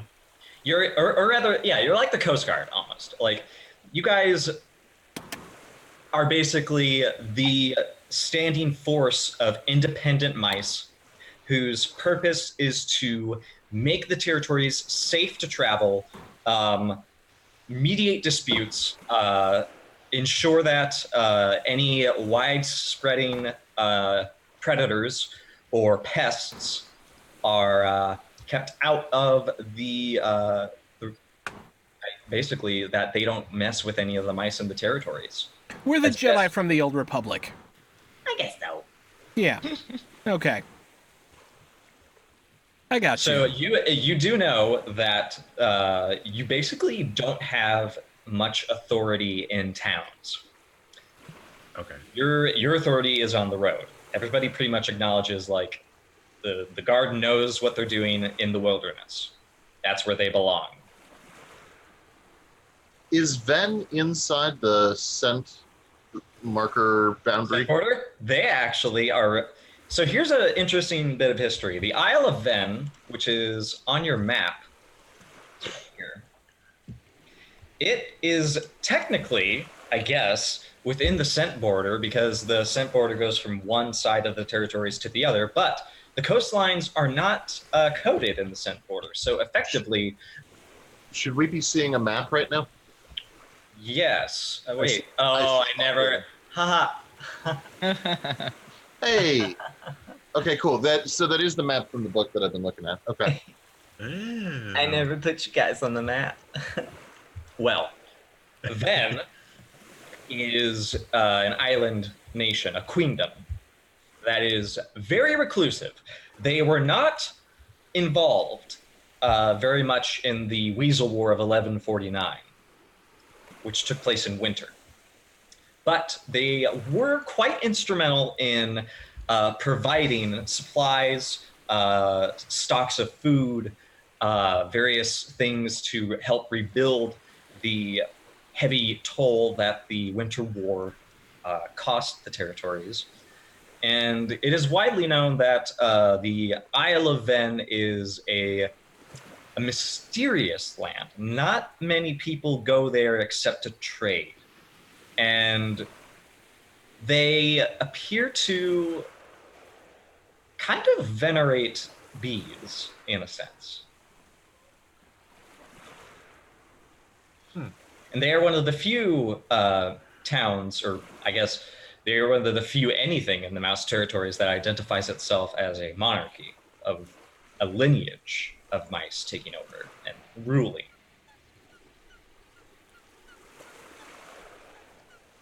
Okay. Well, So there- these guys here in Sand Mason are now declaring themselves to be part of the Venn Queendom. Yes. Okay. Now that doesn't necessarily bother us because we'd still be helping out anyway. Yes, because that's your job. You generally don't get involved in rebellions or widespread politics because, like, you would only get involved if it was going to cause more trouble for the rest of the towns and for the territories at large. Right. Okay. But this means essentially, in the stroke of a pen, a lot has changed in Sand Mason in terms of mercantile goods, contracts, and taxation that would normally go to Shorestone. so this will cause friction between Shorestone, Sand Mason, and Venn. Oh, yes. Oh, yes. Shorestone is likely to not be happy with this. Sand Mason was never meant to be an independent town or anything.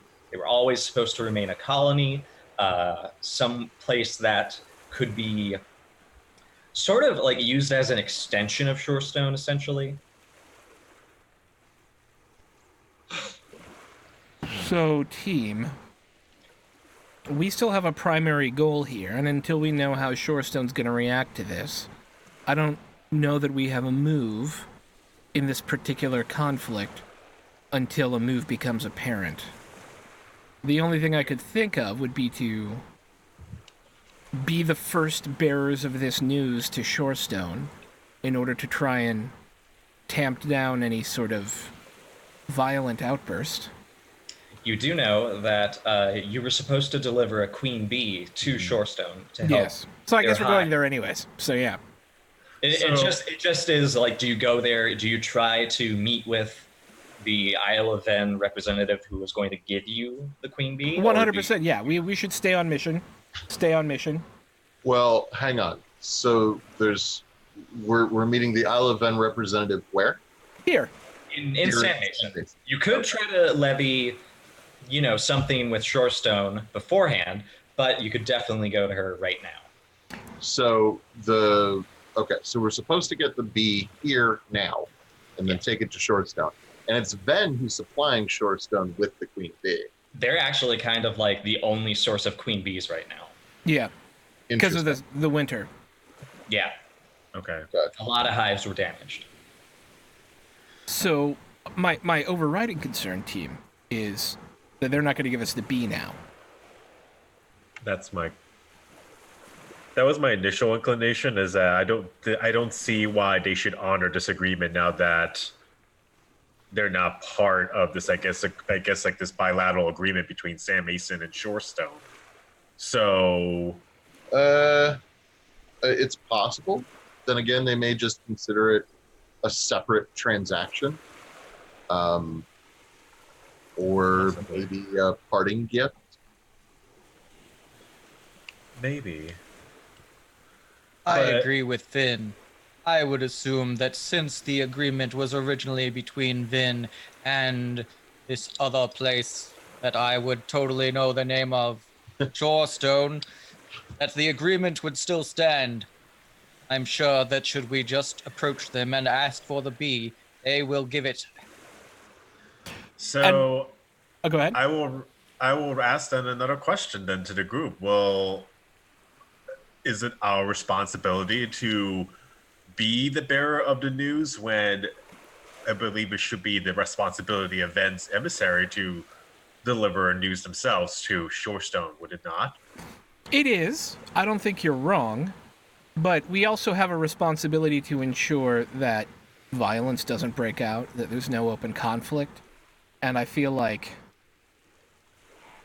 this is one of those things that could trigger that. Here is what I think we should take this one step at a time. I think we should go right now. We have a lot of questions that can be answered by walking that way like 100 feet. by talking to the trade representative from Venn.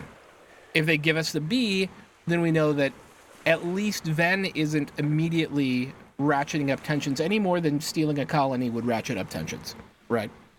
Yeah. I agree, and I think as long as for me at least, as long as we know all the variables here in this situation, that it will only help us when we do communicate this to Shorestone. Agreed. So I agree. Yeah. Yep. All right. Let's go talk to the trade representative from Venn. All right. You seek out the representative, and it is not hard to find them. They are entirely out of place in Sandstone. This mouse is a red fur with what looks like a absolutely, like, it's like they stepped out of like a storybook. She has this elaborate tunic that has various pieces of some flower, and I would imagine Stroud would recognize it as a bergamot flower. Bergamot? Yeah, bergamot. It has these like thin, fuzzy petals, sort of like stitched and sort of woven into the cape that is just draped across her shoulders and melds into the tunic, where you can see like there is the design of Venn's standard, you would guess, the array of Throck, you know the word. Their shield, their standard, their banner, their coat of arms. Their coat of arms. Thank you. You are very welcome. It is, not surprisingly, a bee. This bee, however, is set into a blooming dahlia, from the looks of it, a red one, in fact. She is enjoying what looks like a delicious cold lemon water outside one establishment on the Market Road. And instantly, she is pleased to see you. She rises and greets you with open arms, saying, "Ah, what a lovely delight. You are the Mouseguard here for the Queen Bee, yes?"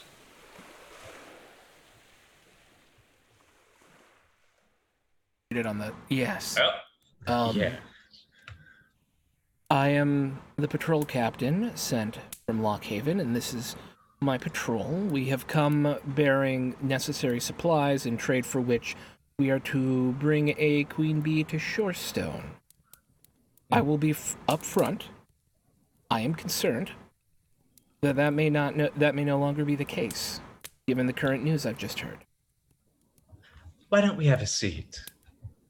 Do you all want perhaps some tea or cider? The little one could earn a cider, I think. It's been a long journey, hasn't it? I need no refreshment. Strong-headed. That is a good trait for a Mouseguard. I'm sure you'll make one someday. Well, I am happy to introduce myself as Ninette of Venn. I am one of the artisans that makes the route here to trade. My ship is not far from here, but I have brought the Queen Bee with me in a safe place. And you are correct. We will not be making any trades with Shorestone now that the paperwork has been signed and the queendom has expanded. So I assume then we are free to return with the supplies we have brought. Oh, no. No. Heavens no. What I would like you to do instead is, well, take the bee instead to Maple Harbor, perhaps, who is I imagine, quite a better suited mercantile companion for our future needs. I will. Shorestone will Okay. very much dislike the aforementioned return of goods. I will. So you are going to give us the queen bee. You would just Yes. wish that we do not take it to Shorestone. Please don't. We have a much brighter deal with the Maple Harbor as a coastal ally. I look And around at my so- team. See- Oh, see go ahead. them thrive would make Her Majesty ecstatic. I look around at my team. I look up at the sun, and I go, The, I think the we- picture of the sun. "Yeah. Oh, are we inside? I thought we were sitting outside. I'm sorry. Okay, it's fine. Whichever. Either way. Yeah. It's By fine. the way, Yeah. okay. Whatever. I kind of look out a window real quick, and I go, I think we can make that deal. I'm pleased to hear this. I know the guard has been strained as of late. We would like to do everything in our power to ensure you are functioning both nobly and aptly. That won't be necessary. Are you sure? I think. Well, what are you offering? I am, although I am sending you to a destination that is certainly closer than Shorestone. I do think if you require anything for your journey, I would be happy to provide it. We are well prepared for a longer journey, and thus the amount of supplies we need is actually ample at this point. We do not need any additional services from the Queen of Venn or any of her designates, but I thank you for your offer. Well, this has just made the day all the more sweeter for both Sand Mason and the great Queendom of Venn. I would toast us, if you will. She To picks up her promises. lemon water. She picks up her lemon water. To productive and widespread happiness amongst us. To promises. Clink. May Her Majesty reign in peace. She drinks. Where can we be picking up the Queen Bee? Come with me, I will show you. And she brings you to, actually, this is great for you, Stroud. There are sort of what looks like catwalks that go down to the aquifer. And the mechanisms that Sand Mason has set up is very impressive. They have a extensive operation here, and a whole engineering team on top of the laborers, ensuring that water is brought up and the levels are adequate and not dangerous, and also seeing that all the cracks that would bring this is not bringing anything bad as well. And you see that there are tunnels that lead deeper, but at an upward slope. And she has what looks like a little hand cart. It's not as big as the cart that you all were pulling, but it is a hand cart with what looks like a large iron box stashed into the center of it and lashed down with chains. And she says, "Here it is." She is very safe. Just ensure that she does not get too much sun. I would like to visually confirm that the Queen Bee is in there. It's very important to the future trade from even beyond Maple Harbor. Of course. And you see her point to what looks like a very, it's like a bee-sized hole that you can peer into. And you see an ugly, morose thing inside. It's quite big and unsavory for you. like maybe nature is like beautiful to see, but you hear and see something inside that it unsettles you. I motion to Stroud and Thistle, and I put on my gloves. Oh, Stroud. Oh yeah, sorry. What? no, she's very curious now and stands back with her arms crossed and stroking her cheek ever so delicately. Oh, If you I'm would- not. Oh, sorry.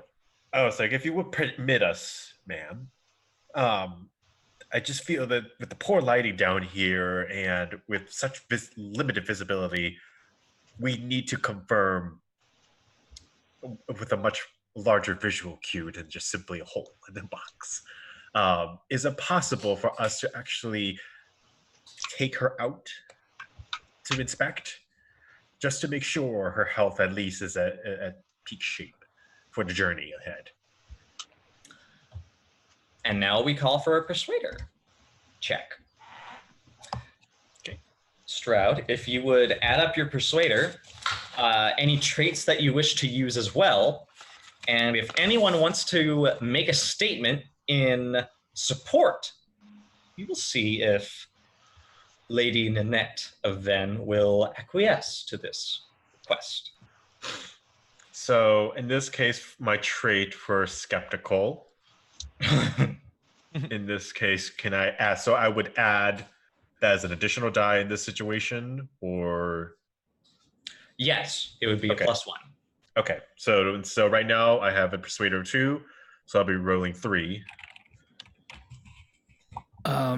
I also have the persuade skill, so Okay. I would like to throw in and give you at least 4. Okay. What do you say? I'd be like, it's our sworn duty to make sure that whatever we carry along the roads of this land on this side of the scent border is truly what it is supposed to be, that we do not take lies from place to place. Not that I am saying you're lying, but this is an incredibly delicate and important cargo. It would be very important to us, and I would consider it a favor if you would allow my dear friend Stroud, who is an excellent apiarist, to inspect the queen for her health. All right. Right. So I have orator as my Hmm. convincing skill. I'm wondering if I could sort of like belt out a homily or something real quick. Just like, Unfortunately, she's Right. not. Make good friends or something like that. Nanette it does not count as a crowd, unfortunately. Though her ego might suffice. Okay, that's fine. I will assist physically and when asked. Okay, with what skill? No, I mean specifically when someone says, "Hey, help me get the thing out," I will. Oh, I see. Okay. All right. So we got 4, and I will roll with that. Right. She is rolling 5 dice. Okay. 3 How do I successes is find- good. Oh my. Nice. Very Alright. well.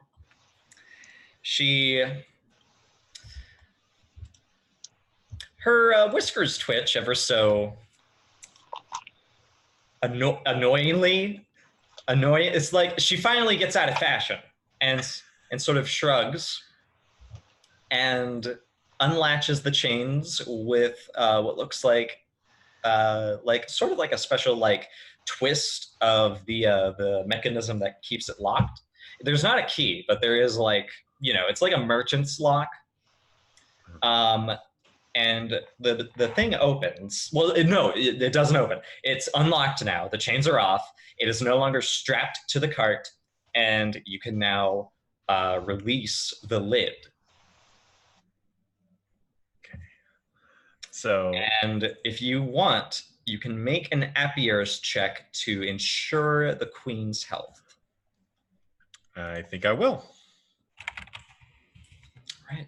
Because I think you're the only one that has apiarist. I believe I do. All right. This will be an obstacle too. It will be. Am I able to use my insect wise in this case? Absolutely. Okay, so in this case it'll be 3.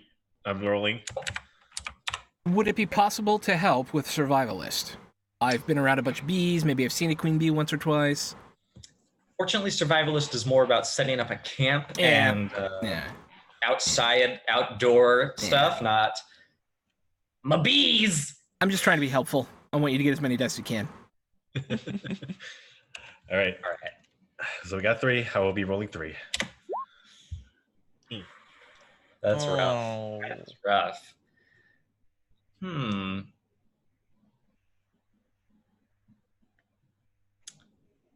I know what to do. You open the lid, Stroud, you peer in, and you begin your inspection. To your comfort, it is a bee. It is not a fake bee. It is alive and appears to be in good health, but it is agitated, very much so. And it does want to escape, but your gloves are able to hold it firm. And I think is there anything other question you want me to answer before I invoke a twist?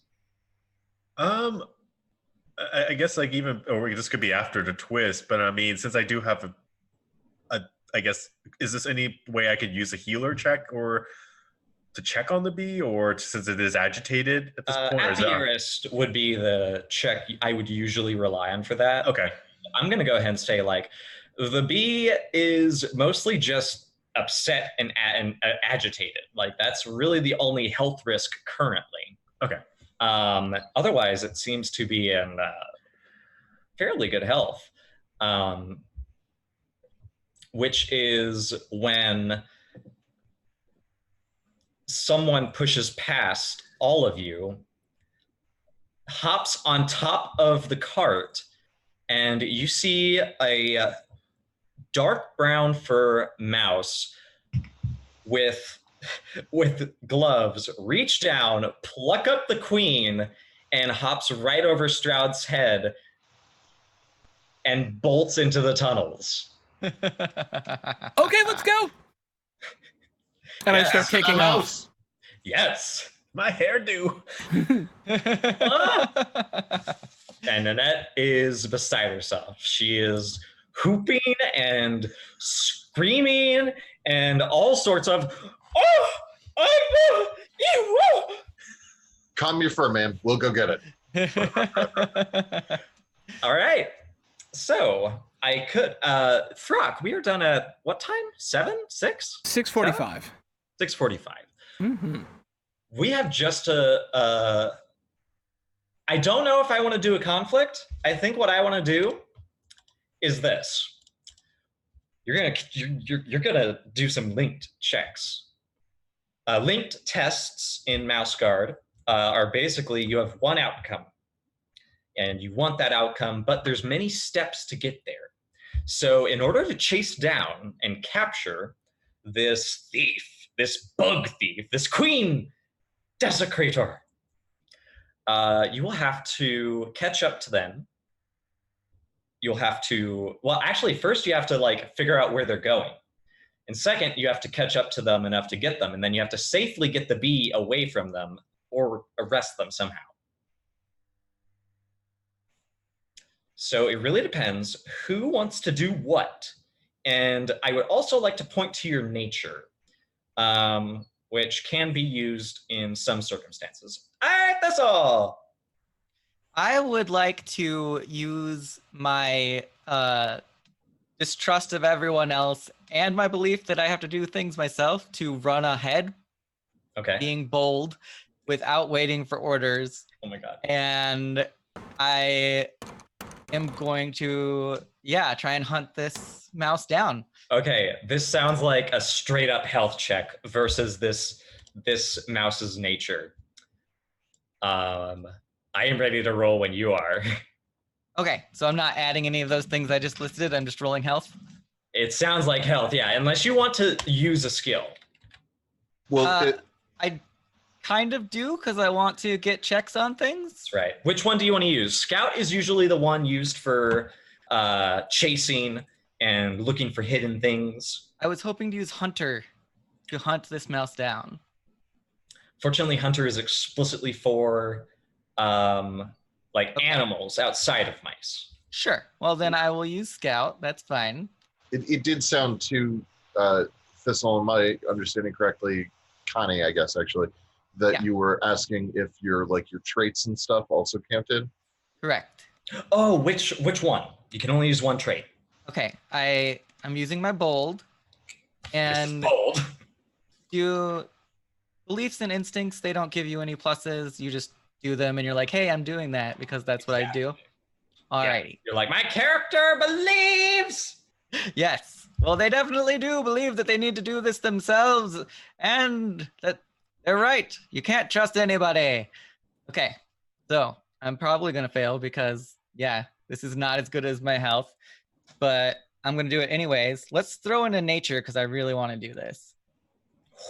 So you're gonna use a persona point to tap your nature, correct? Correct. How much is your nature? It's 4. How much is your dice right now? 3? Yeah. Okay, so that's 7 dice. Nice. Your nature will go down by 1, okay, after this check. For sure. All right, are you ready? I am ready. I'm gonna send it. 5 successes. Yes. All right. So, you pursue. Throwing your instincts aside. Well, your mouse instincts, your other instincts are burning with passion. This is how you will earn your cloak. You pursue the mouse, and they are quick. And surprisingly, they start slowing down. But they look over their shoulder and they see you pounding away behind them, and they yelp loudly and begin to run as fast as their little legs can carry them with the queen bee above their head. And he begins to, you hear him go, oh, stop! Stop following me! And you are going to be able to be right on his heels. And essentially the rest of you can follow, and we're actually going to need like a check, because now you're close enough. You will have to either use like a fighter check or some other way you want to catch them. This can be Thistle or anybody else, because that was amazing. Okay. I mean, I'd like to, but if anybody else wants to get something in here, I already did something, so that's fine. Yeah, this guy was hoping he would lose you in the tunnels. Can I use fighter and my rope to attempt to lasso them? I think that would work just fine. Cool. Right. What is your fighter? 6. And then I'm wondering, I don't think nature really applies here is the thing. Oh, you can burn a persona point and tap your nature no matter what the check. Okay. All right. Well, then I will. It just reduces it by 1 because this is definitely not mousy. Right. Okay. So I will do that then. All right. And that grants me how much? How much is your nature? 4. So you get 4 dice, and it'll be reduced by 1 after this roll. So I'm rolling 10. Yes. And I'm still rolling 6. You bee thief. You beef.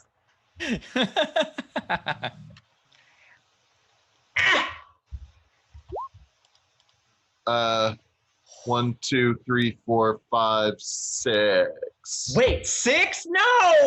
Yes. 4, 5, 4, 4, 5. Lasso. All right. Well, have you ever done this before, Finn? Is this why you're so good at it? Good at what? Lassoing? I've seen other people lasso, and I've made lots of little like hunting traps and things like that. But no, I would say that I'm good at it simply because I must be. That's a good right there. Your lasso. I imagine you're running past them, like getting your lasso tied up, and then like you finally catch up to Thistle, and you wheel it back, and with a mighty throw and a bit of a squeak, send it sailing, and it goes over both the queen and the thief, and then it almost closes around the queen itself, which would have been disaster. But it coasts down and encloses itself around this mouse's torso and right under his armpits. So his arms are still like hanging up, but the bee goes sailing from his hand as he coasts to a stop on the ground, sliding and bouncing with great pain. Stroud, get the bee! And the bee starts like hovering a bit, like, and it like just ever so gracefully recovers from its mid-air flight and just lands on the side of the tunnel and starts like crawling, not to escape, but just like crawling idly. And I immediately, I'm already halfway. As soon as the thief has grabbed it, I'm already halfway running. So as soon as I see what's happening, I divert directly at the, I guess in this case, the floating bee, and trying to grab at this one little queen bee right there. Is there any checks that we need to do at this point? Because you are familiar with it, and I think you will be able to just sort of like coax it towards you and like gently like pick it up and be like, okay. It's like buzzing, like. But I think you have the wiles and ways to soothe it. I brought it sugar water. It's okay. It's okay. Sleep. Puppies. I would like to straddle this guy's chest, sit on it, and go, so. You see that he is dressed in sand mason garb, and he does in fact have, although they're now like sort of half up, half down goggles, he is clearly fit to travel the dunes, which is what he intended to do. And he groans, and he looks up at you, sees your cloak, and he goes,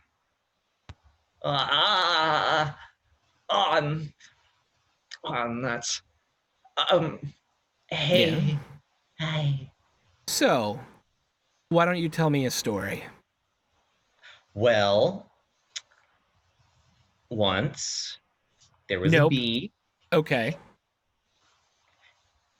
And it didn't belong in Sand Mason. It belongs where? Oh, not here. And I was wanting to leave. So where were you going to take the bee? What are you gonna do if Where I are you tell going? You? I might let you go, depending on what you say. How about you do let me go? That's not the deal. What is the punishment for bee rustling in the territories? I think you have to be hung up by your toes from the highest branch of a tree until an eagle comes and eats out your eyes. Wait, an eagle? Yeah. Or a crow. Or a crow. No. So why don't you Come tell on, me no, where you were going to seriously, take like- the bee? Make a deceiver or manipulator check. I can't make a persuader check? This is intimidation. But that's persuasive. Okay. But, Yeah, in Mouseguard, a manipulator / deceiver are used for intimidation, lies, various Okay. other things.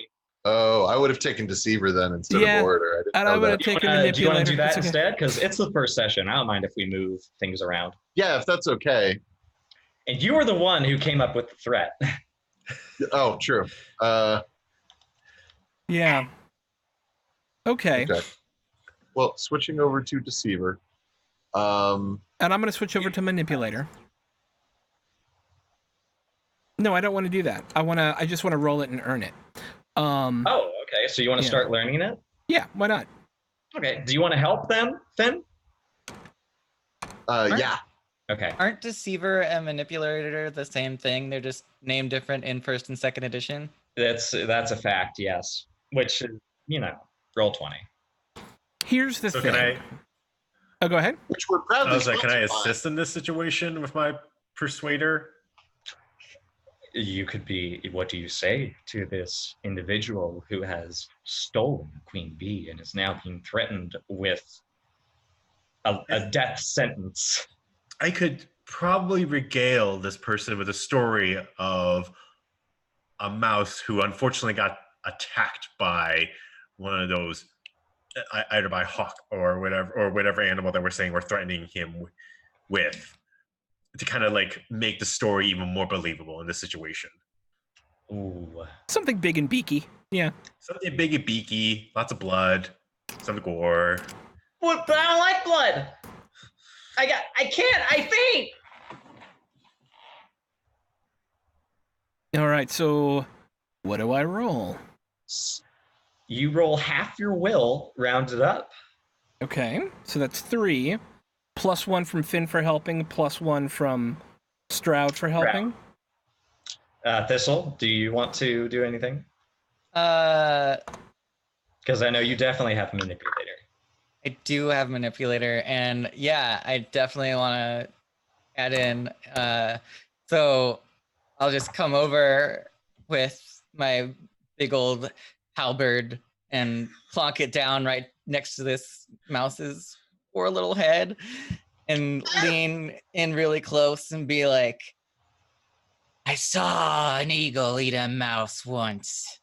Their guts just stretched for days. Oh, y'all. I'm convinced. Yeah. All right. So that's a 66. Oh my god, this poor thief. I got a success. So this is the versus test. Okay. Oh, look at all those ones. Holy Right? That's so sad. They got a success. Oh no. Okay. So here's what we can do.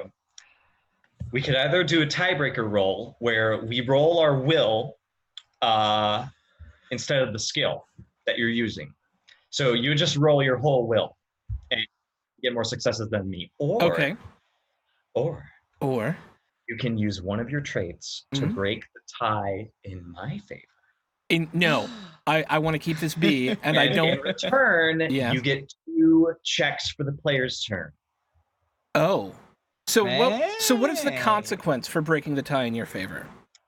I'm going to go ahead and say if you break the tie in my favor, Mhm. this thief is going to do everything he can to not be in guard custody. He will try to have himself extradited. Okay. I will lose it and get 2 extra checks over the Okay. yeah. Now, I for think- those of us that helped, we don't get wins or losses on helping, do we? Not when you help. Okay. You have to be the active participant. I will say this though, because this was my full approach. Was all of that could happen, but it doesn't have to. We're taking this bee to Shorestone. Those were our orders, and that's what we're gonna do. If that was also your plan, you can get the fuck out of here. And I don't care. If that was not your plan, because I failed, it's not he can just lie to me for freely now, then I'm gonna take you in. So what are you telling me right now? What are the words that you need to say for me to let you go? I'll do anything if you let. No, that's not okay. Come on.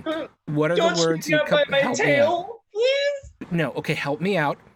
Okay. What are the words you need to say? Where were you going to take this bee? I was gonna take the queen to your stone. Good. Okay.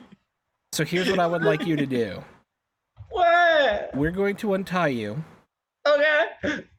We were able to save the bee, but you dropped it along the way. I didn't drop it. I was You left dropped though. it. You dropped it and ran away. And no one ever found you. You're awfully clumsy. You know that.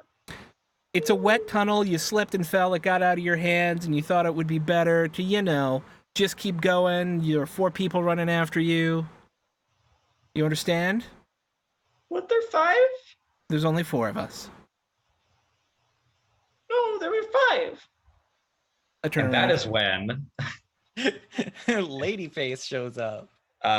even better, Captain Earl of the Night Guard appears. Womp womp. And he says, well, I have to commend the Mouseguard for their great success in apprehending a would-be thief. I'm sure once he learns his lesson, we'll find some way to introduce him back into a more reputable profession. Well, if Mr. What is your name? He says to Finn. Finn. Oh, sorry. Staring, Yes. thinking of the eagle. It's my first day with this name. I was just born. Sorry. Finn. Yes. Good job with that last week. I was wondering, could we use this for a moment until we can get him into a cell? Oh, yeah, absolutely. Yes. Well, I imagine we'll be returning the queen bee to its housing. Not like it opened again, especially out here in the tunnels. If it gets away, I can imagine how long it would take to find it. And in the meantime, we'll see if we can get this devious lad onto a ship to the Isles. I hate to pull jurisdiction, but I How do so? believe we caught this criminal.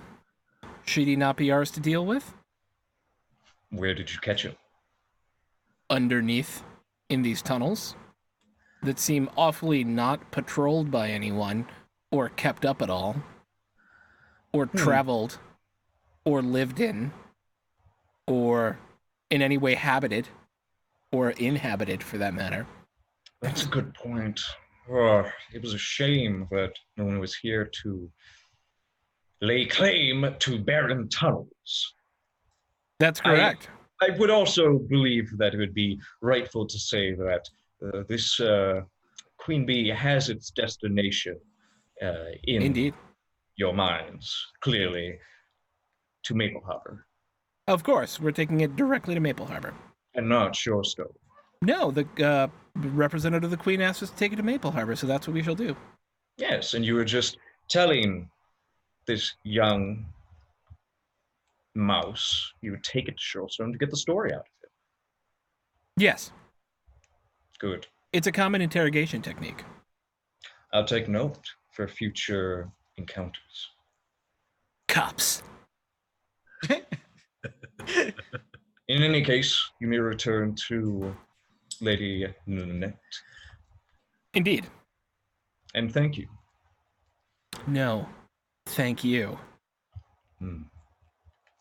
He So am I Yeah. giving? I'm confused. Are we keeping this guy? Apparently not. Okay. no. You totally can. Oh. But Okay. he's basically saying, "Oh, you could have this guy if you want and do whatever you want with him, but you're not taking the queen bee to Shorestown."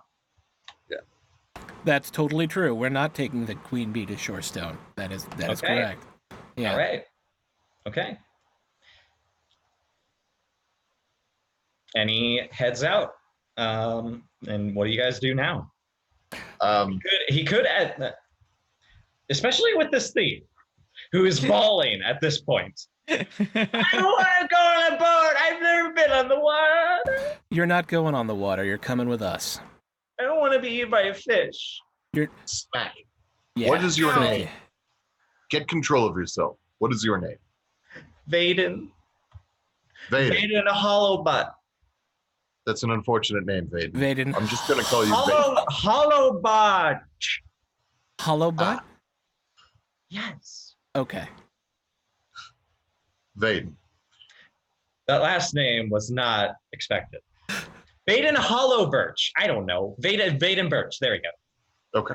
I have to say face. Where are you from?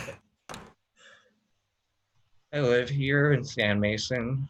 Me and my mom moved here from Shorestone. And you stole the bee so that you could do what with it? Get money. Do you know how much a queen bee can sell for?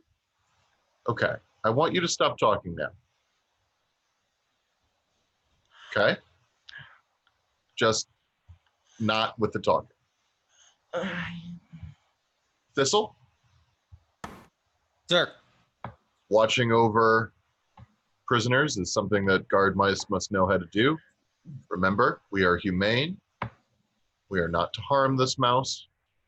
We are mousane? I don't know what the cognate there would be.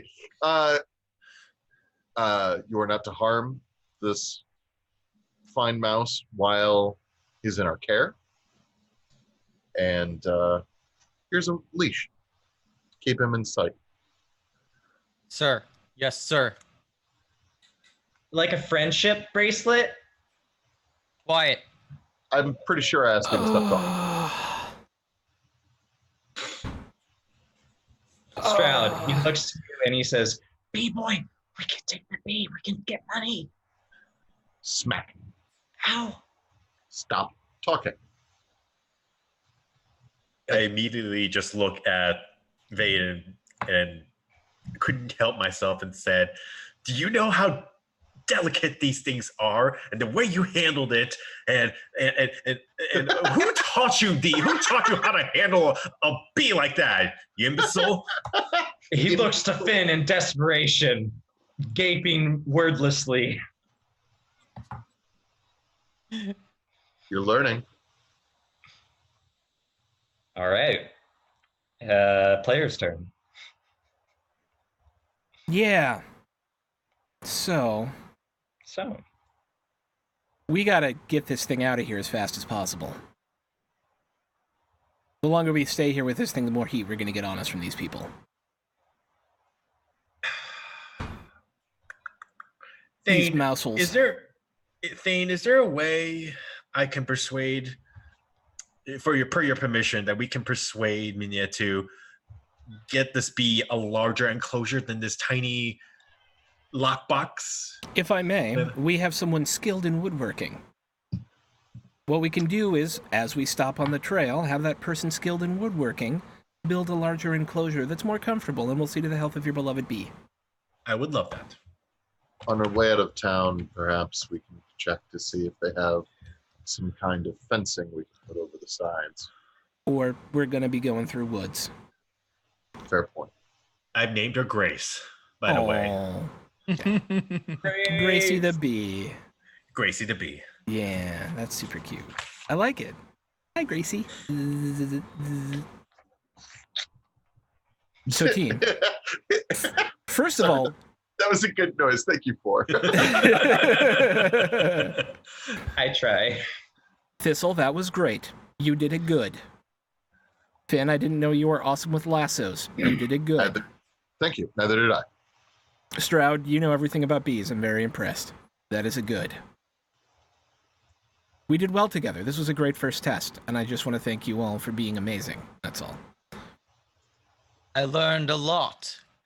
And Thistle kind of looks at Thane in a very judging manner. Why? I say that out loud. Thane says that. What? Like I said, I'm learning a lot. I feel like you have a problem with my decision making. I don't. Vaden says. Smack. I Look at have no this. problem. I You're am lying learning again. Okay. a lot. This guy, this little kid here, does not deserve to be taken across the sea to a jail for being stupid. I didn't say he did. We have a mission, and that mission is to take that bee to Shorestone. I don't care that they're going to be at war. I don't care that this place is now part of that place. We have a mission to do. I agree. That's why we're here. Okay. Let's go. Right there, the check you need Mhm. is one. It sounds like you're going to need to make a carpentry roll. It sounds like you're going to need to make a Pathfinder check, and I think those are the only two required checks I really need. So, Thistle, do you want to go first and make a enclosure for Grace? Sure. All right, so I'm going to use my carpenter skill. Go, Connie. Go, Connie. And now would Survivalist allow me to be like, hey, here's some good wood for you? Yes. I Okay. will. I want I to give you my good wood. Very nice. Really? Wouldn't that What? be gathering? Isn't that a thing? Harvester. Harvest. I want to give you my best harvest. Sometimes I just like to lewd myself in chat, that's all. It makes me feel good. Horny on main much? Sorry. So the obstacle is going to be. I'm going to make it obstacle 2. I mean, you just got to make sure the bee doesn't get out. Okay. You got one helping dice. If I'm able to help with survivalist also. I have a house rule that says please don't. Okay. Do you have anything else? Right. That's right. Like a wise maybe? I have Riverwise. I could try to find some decent, like maybe vines or something nearby. Oh yeah, like a little cattails Yeah. rip. Mhm. Lovely. All right. And I'm going to use Nimble to scrabble over these planks of wood and actually make a large enclosure so that the bee has space to move around. Oh man, I feel like you're just turning this little handcart into like a Yes. Gracie It's- deserves the best. It's a tiny little bee palace. Yeah, You guys still it's have like the one of flag? those mobile chicken coops, except for it's a bee palace. We're giving her a Winnebago, okay? She can't travel at anything less. Hey, Winnebago. A Winnebago. Winnebago! So good. How many assist dice did I get? Well, 2. okay. minus one for the part. Do you want to christen this Winnebago? Yes, I would actually. I wonder if there is any sort of I don't know, maybe I could help out with the insectress portion of this or Apiarus in terms of like putting some calming herbs that are in there to keep him less agitated in a new space. Yeah, it is a new space. Some calming sense, like Yeah. like you go pick like baby's breath or something. Something like that. We had bergamot. That's a true. bergamot, yeah. Unfortunately, that's only from the Isle of Venn. Oh, okay. Oh. But doesn't Lady Minya have? Oh, she doesn't have it on herself. Right. Okay. Do you want? Here's my dress. Put it, strap it to your. I'm gonna windshield borrow wiper. this real quick. Okay. You have 3 helping dice. Okay, and then I add in my trait dice for a total of 4 plus 3 is 7. Impressive. Come on, Bigago. Oi! I hope that's enough. It is just barely. Oh! This is your senior artisan never prepared you for this, but you are determined to see it done for Gracie. And you guys have put it in your equipment if you want. Win a Bigo. Love it. All right. Thrak, do you want to pathfind?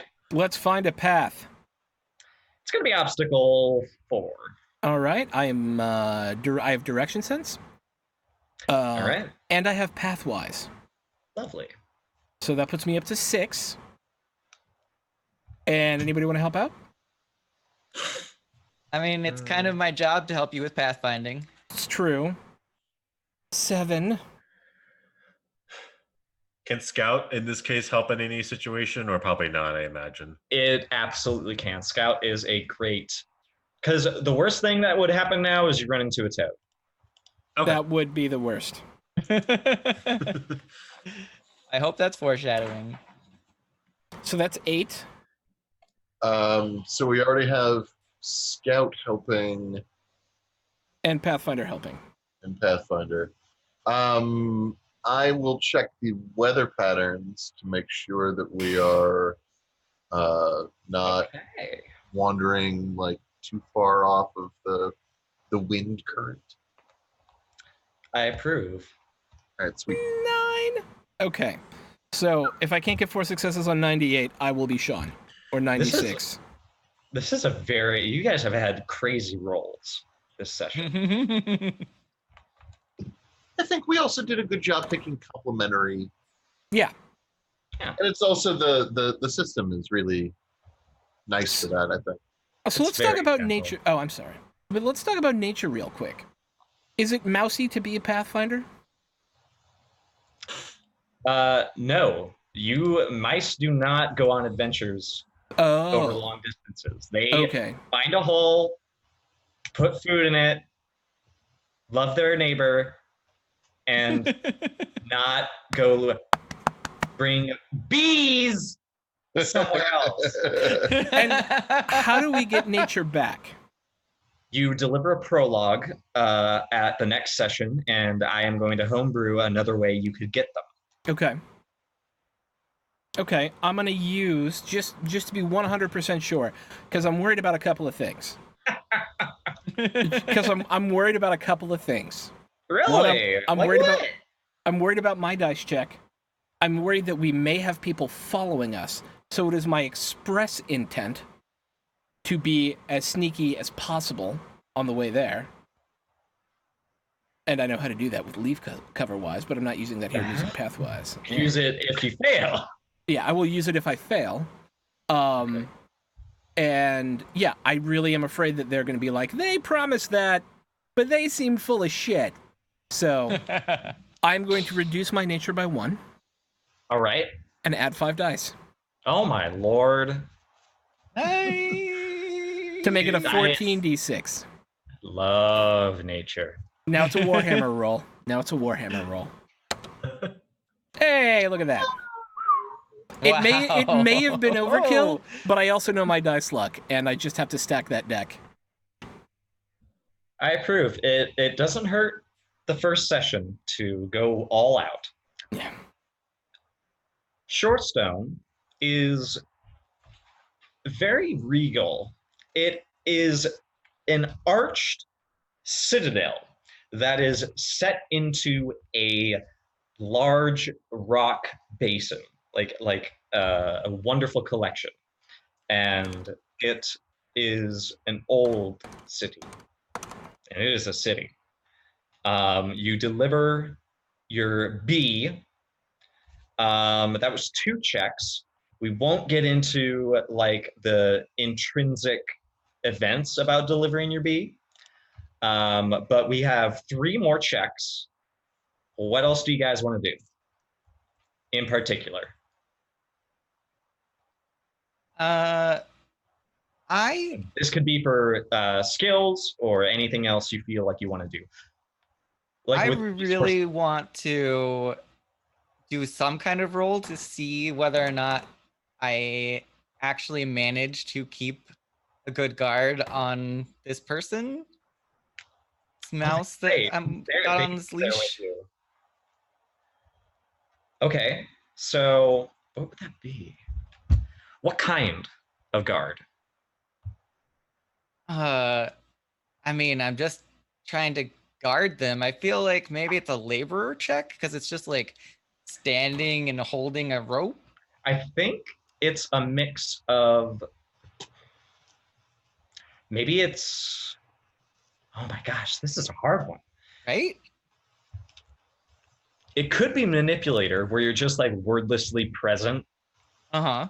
So if you want, you could make it a manipulator check to like ensure that Vaden doesn't do anything. Oh, baby kitty. Which you certainly can if you want to do that.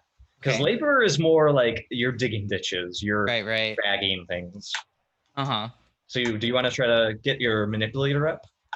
Sure. Can I, Go ahead. quick question. Yeah. I would like to make a roll that would potentially help Thistle, Sure. but it would be a roll that would come before. Then let's do your roll then, since we kind of Because know where Thistle's going to go with this. I would like to start trying to work on my instructor, which is a skill I don't have. Oh, yes. Double string kitty. This is Amelia. It'll so, be half your will. And Right. what skill do you want to help with? So I would like to use my instructor to then teach Thistle how better to persuade the prisoner to. So you want to give Thistle manipulator help. As in, Right. like, you want to do instructor to teach Right. Thistle stuff. Okay. You need to roll half your will, round it up. And Thistle, what is your will? It's a 3, I believe. Yeah. All right. You have an obstacle 3. If you succeed, Thistle can get a pass or a fail in their skill of choice, of the skill that you teach them. Okay. So it's a very good way of increasing the passes and fails required. Okay. If Now, you- I am tough. Oh, wait, I lied. It's your nature rating. What's your nature, Thistle? Oh, It's down to 3. Okay, yeah, it's the current nature. okay. There's almost certainly no way I'm going to make this, but I am tough, and I would like to sort of include that toughness into the like the carriage and instruction. Yeah, that's good. Body language. Yeah. Okay, so I get 3 dice then because my will is 2 plus 1 from tough. So I got 1 success, which is enough for a failure, which is fine. I need failures. Yeah, so you get a failure, and Thistle, you get what he's trying to teach you, I guess, but you realize, He's not explaining it very well. yeah, it sounds like it's just posturing for the most part. Right. Very cool. So yeah, you can continue on with your deceiver. I mean manipulator. Right. And you're starting to learn instructor, Tim. Very good. Okay. I'm going to use my long tail against me because the prisoner is going to step on my tail at some point, and this is going to give him a chance to escape. Oh, that's a good twist. Yeah. Yeah. So that takes away a dice, right? Yes. So I have 1 dice to roll. Sounds like a failure. Sounds like. Do you need a failure to level up? No. I need passes, actually. But I like the idea of him stepping on my tail. Maybe you could use that to your advantage somehow and turn it into a +1. Okay. Like, So instead of him stepping on my correct tail, or that could be the leash. Your tail could be the leash. yeah, that's what I was thinking. Let's Yeah. do that instead. So Okay, I'll okay, use okay. it to give me a chance to actually do this. Come on, let's pass. One success. He needs to roll versus you, I believe. Oh no! Oops. It's a pass. Do you But I want to can- roll your whole will now? Okay, so this is Yeah, let's still keep, the same check, right? this is basically the same check, but without the +1 that you got.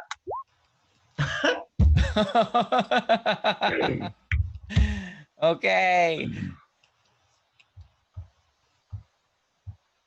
Fingers crossed. No. Oh. No. Okay. What Does to- that count as a will fail as well, or just the It- deceiver? It does. I think it does. Let's see. You know what? What? Let's save that surprise. The thief is going to get away.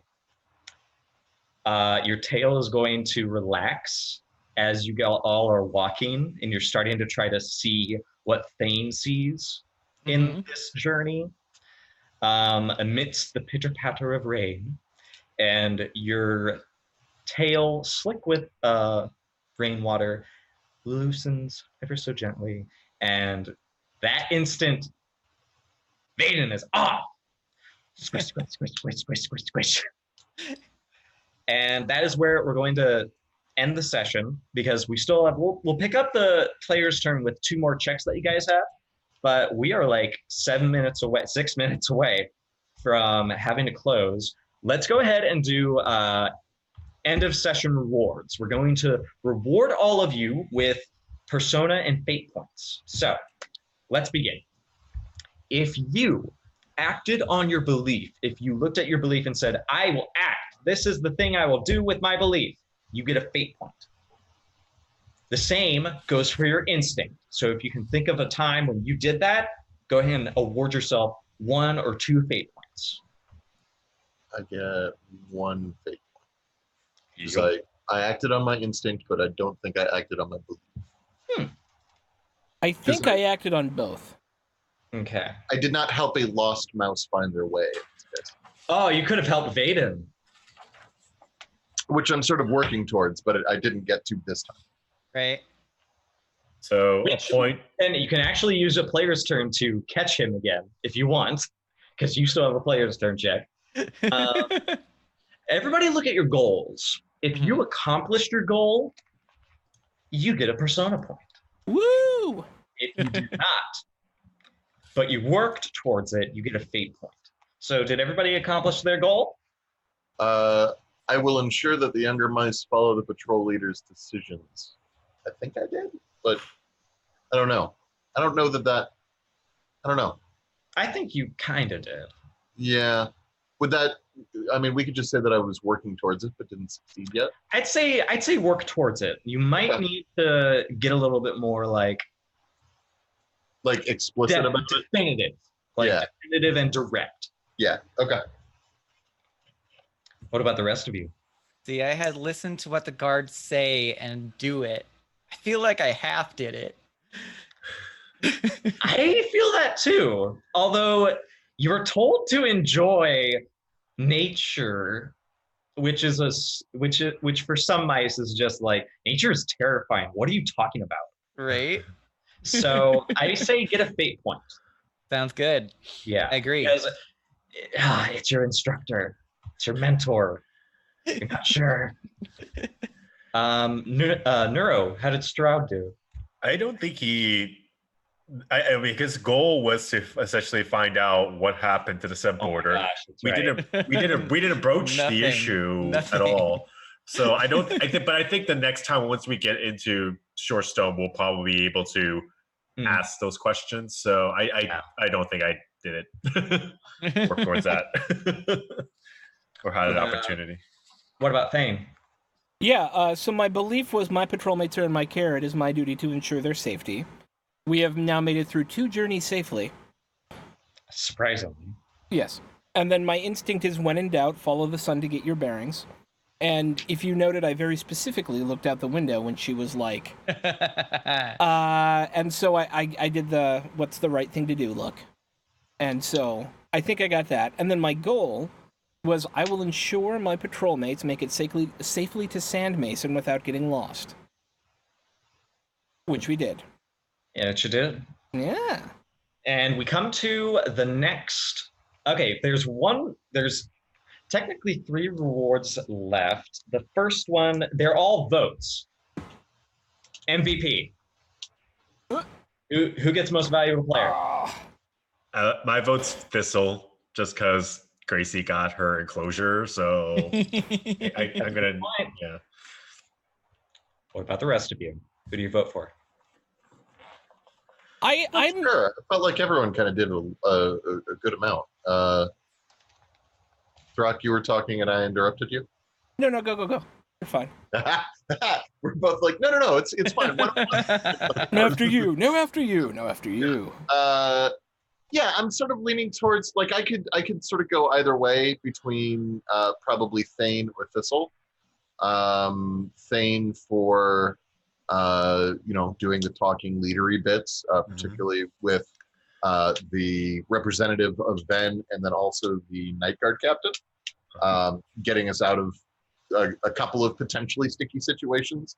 And then Thistle for fast action, and sort of that youthful brashness. I'm just going to say Thistle. Yeah, I'm kind of leaning towards Thistle. Yeah.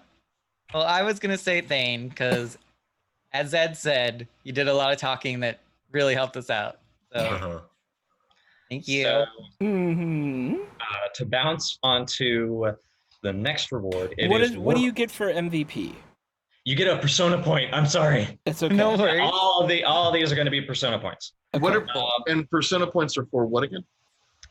For tapping your nature or adding a +1 to your roll.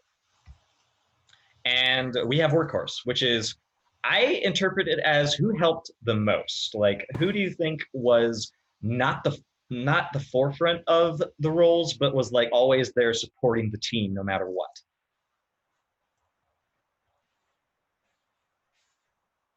I feel like we all did a lot of supporting each other. Yeah.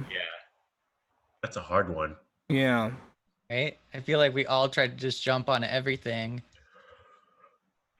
It cannot be Thistle because you won MVP. I think I'm going to go with Finn, because they specifically helped my character like try to learn things. So like their character was actually like, you spent players checks to try to teach the tender pasta. yeah. Yeah, I think that's very good. I'll second the Finn. I'll third it. Very well. I will not. Okay, thank you. And then I always do this my way because I think it's important. Everybody gets a persona point because of role playing. Yay! Role played. It's the embodiment award, and that's it. Okay. Next session, we will continue our adventure at Shorestone. We'll see what happens next. Yay. Cool. You're all. Thank you guys. This is amazing. All right, let's go around and do everyone what they thought of their first session. And we're a little bit over, but as long as we can do this in 4 minutes, we should be fine. And where else we can find you on the internet? We'll start with Neurofurrier, who this is their first time on the channel. This is my very first time, and actually my first official tabletop RPG. Thank you for inviting me and getting me to do everything. I'm having so much fun. You can find me on the internet. I do stream, which I will be streaming pretty soon, actually, after this. Twitch.tv/Neurofurrier. Also same handle on Twitter and Instagram. So I'll be on there. Excellent. Connie. Hey, I'm Connie. Oh, yeah. And I'm really excited. Mouseguard, I've been wanting to play this for 2-3 years since I first heard about it. I am loving it already. I think that our characters are really cool. Also, I play on Mondays on this channel doing Unknown Armies, so come check that out. And then I am in a pirate play-by-post on the Welcome to the Party Discord. Adventures at Sea, Trauma Drama Pirates. Oh, yeah. That's Good a time. real cool one. Sweet. Zed. Hi, I'm Zed. I can be found at ZedX on Twitter, ZedBECXZ. I run on Monday our Welcome to Ravnica, or sorry, what do we call it? Dark Knights in District 10. But it's Ravnica 5e. Tomorrow you can find me and Throck over on Devil's Luck Gaming channel playing Shadowrun. Well, him running, me playing. And then there's other stuff I do, but the primary thing I want to point out with this, so I bought this book ages ago. I fucking love Mouseguard. I even at one point I taught a special ed pull-out group for my first year as a teacher, and I had them read the Fall comic, the first graphic novel collection. I absolutely love Mouseguard. I think it's great, and I'm super excited to get to play this game because I've had this book for ages, never got to play it. Now I'm playing it, and 4 is great, and everyone else here is great. This is awesome, and I couldn't be happy. So thank you. 4. My name is 4. I always go back to Mouseguard whenever I need to rejuvenate my game mastering skills. And if you follow me on the Forefronts at the Twitter, I'll be working on various projects trying to work. I have an Animorphs hack of Blades in the Dark, if you would like to read and maybe play that. It is... Oh, and I'm also working on several other things. And I'm busy because Horses Equestrian Center. That's all I've got for you this day. Yay! But next day... First of all, I gotta say, I love playing with you, and I'm really glad that I get the opportunity again to do so. I'm Throck. I'm the co-founder here at Welcome to the Party. We're dedicated to inclusion and equity in gaming and bringing new people to the table, and we've done it again. I'm very happy about that. You can find me all over the place. I'm here like 4 days a week. I'm going to be starting a D&D game next Friday after that. It's going to be all swashbuckly, high adventure 7 Seas, Shadowrun Sunday nights, Blades of Dark Rift. Okay, I love you. We gotta go. We normally raid, but we're actually premiering our next new show right after this one, as we are on the second to last day of premiere week, as we do Stars Asunder, a scum and villainy game with the team, with Fox Barrett as the lead. And so with that, we're gonna say we love you and say goodbye and have a good night. Bye.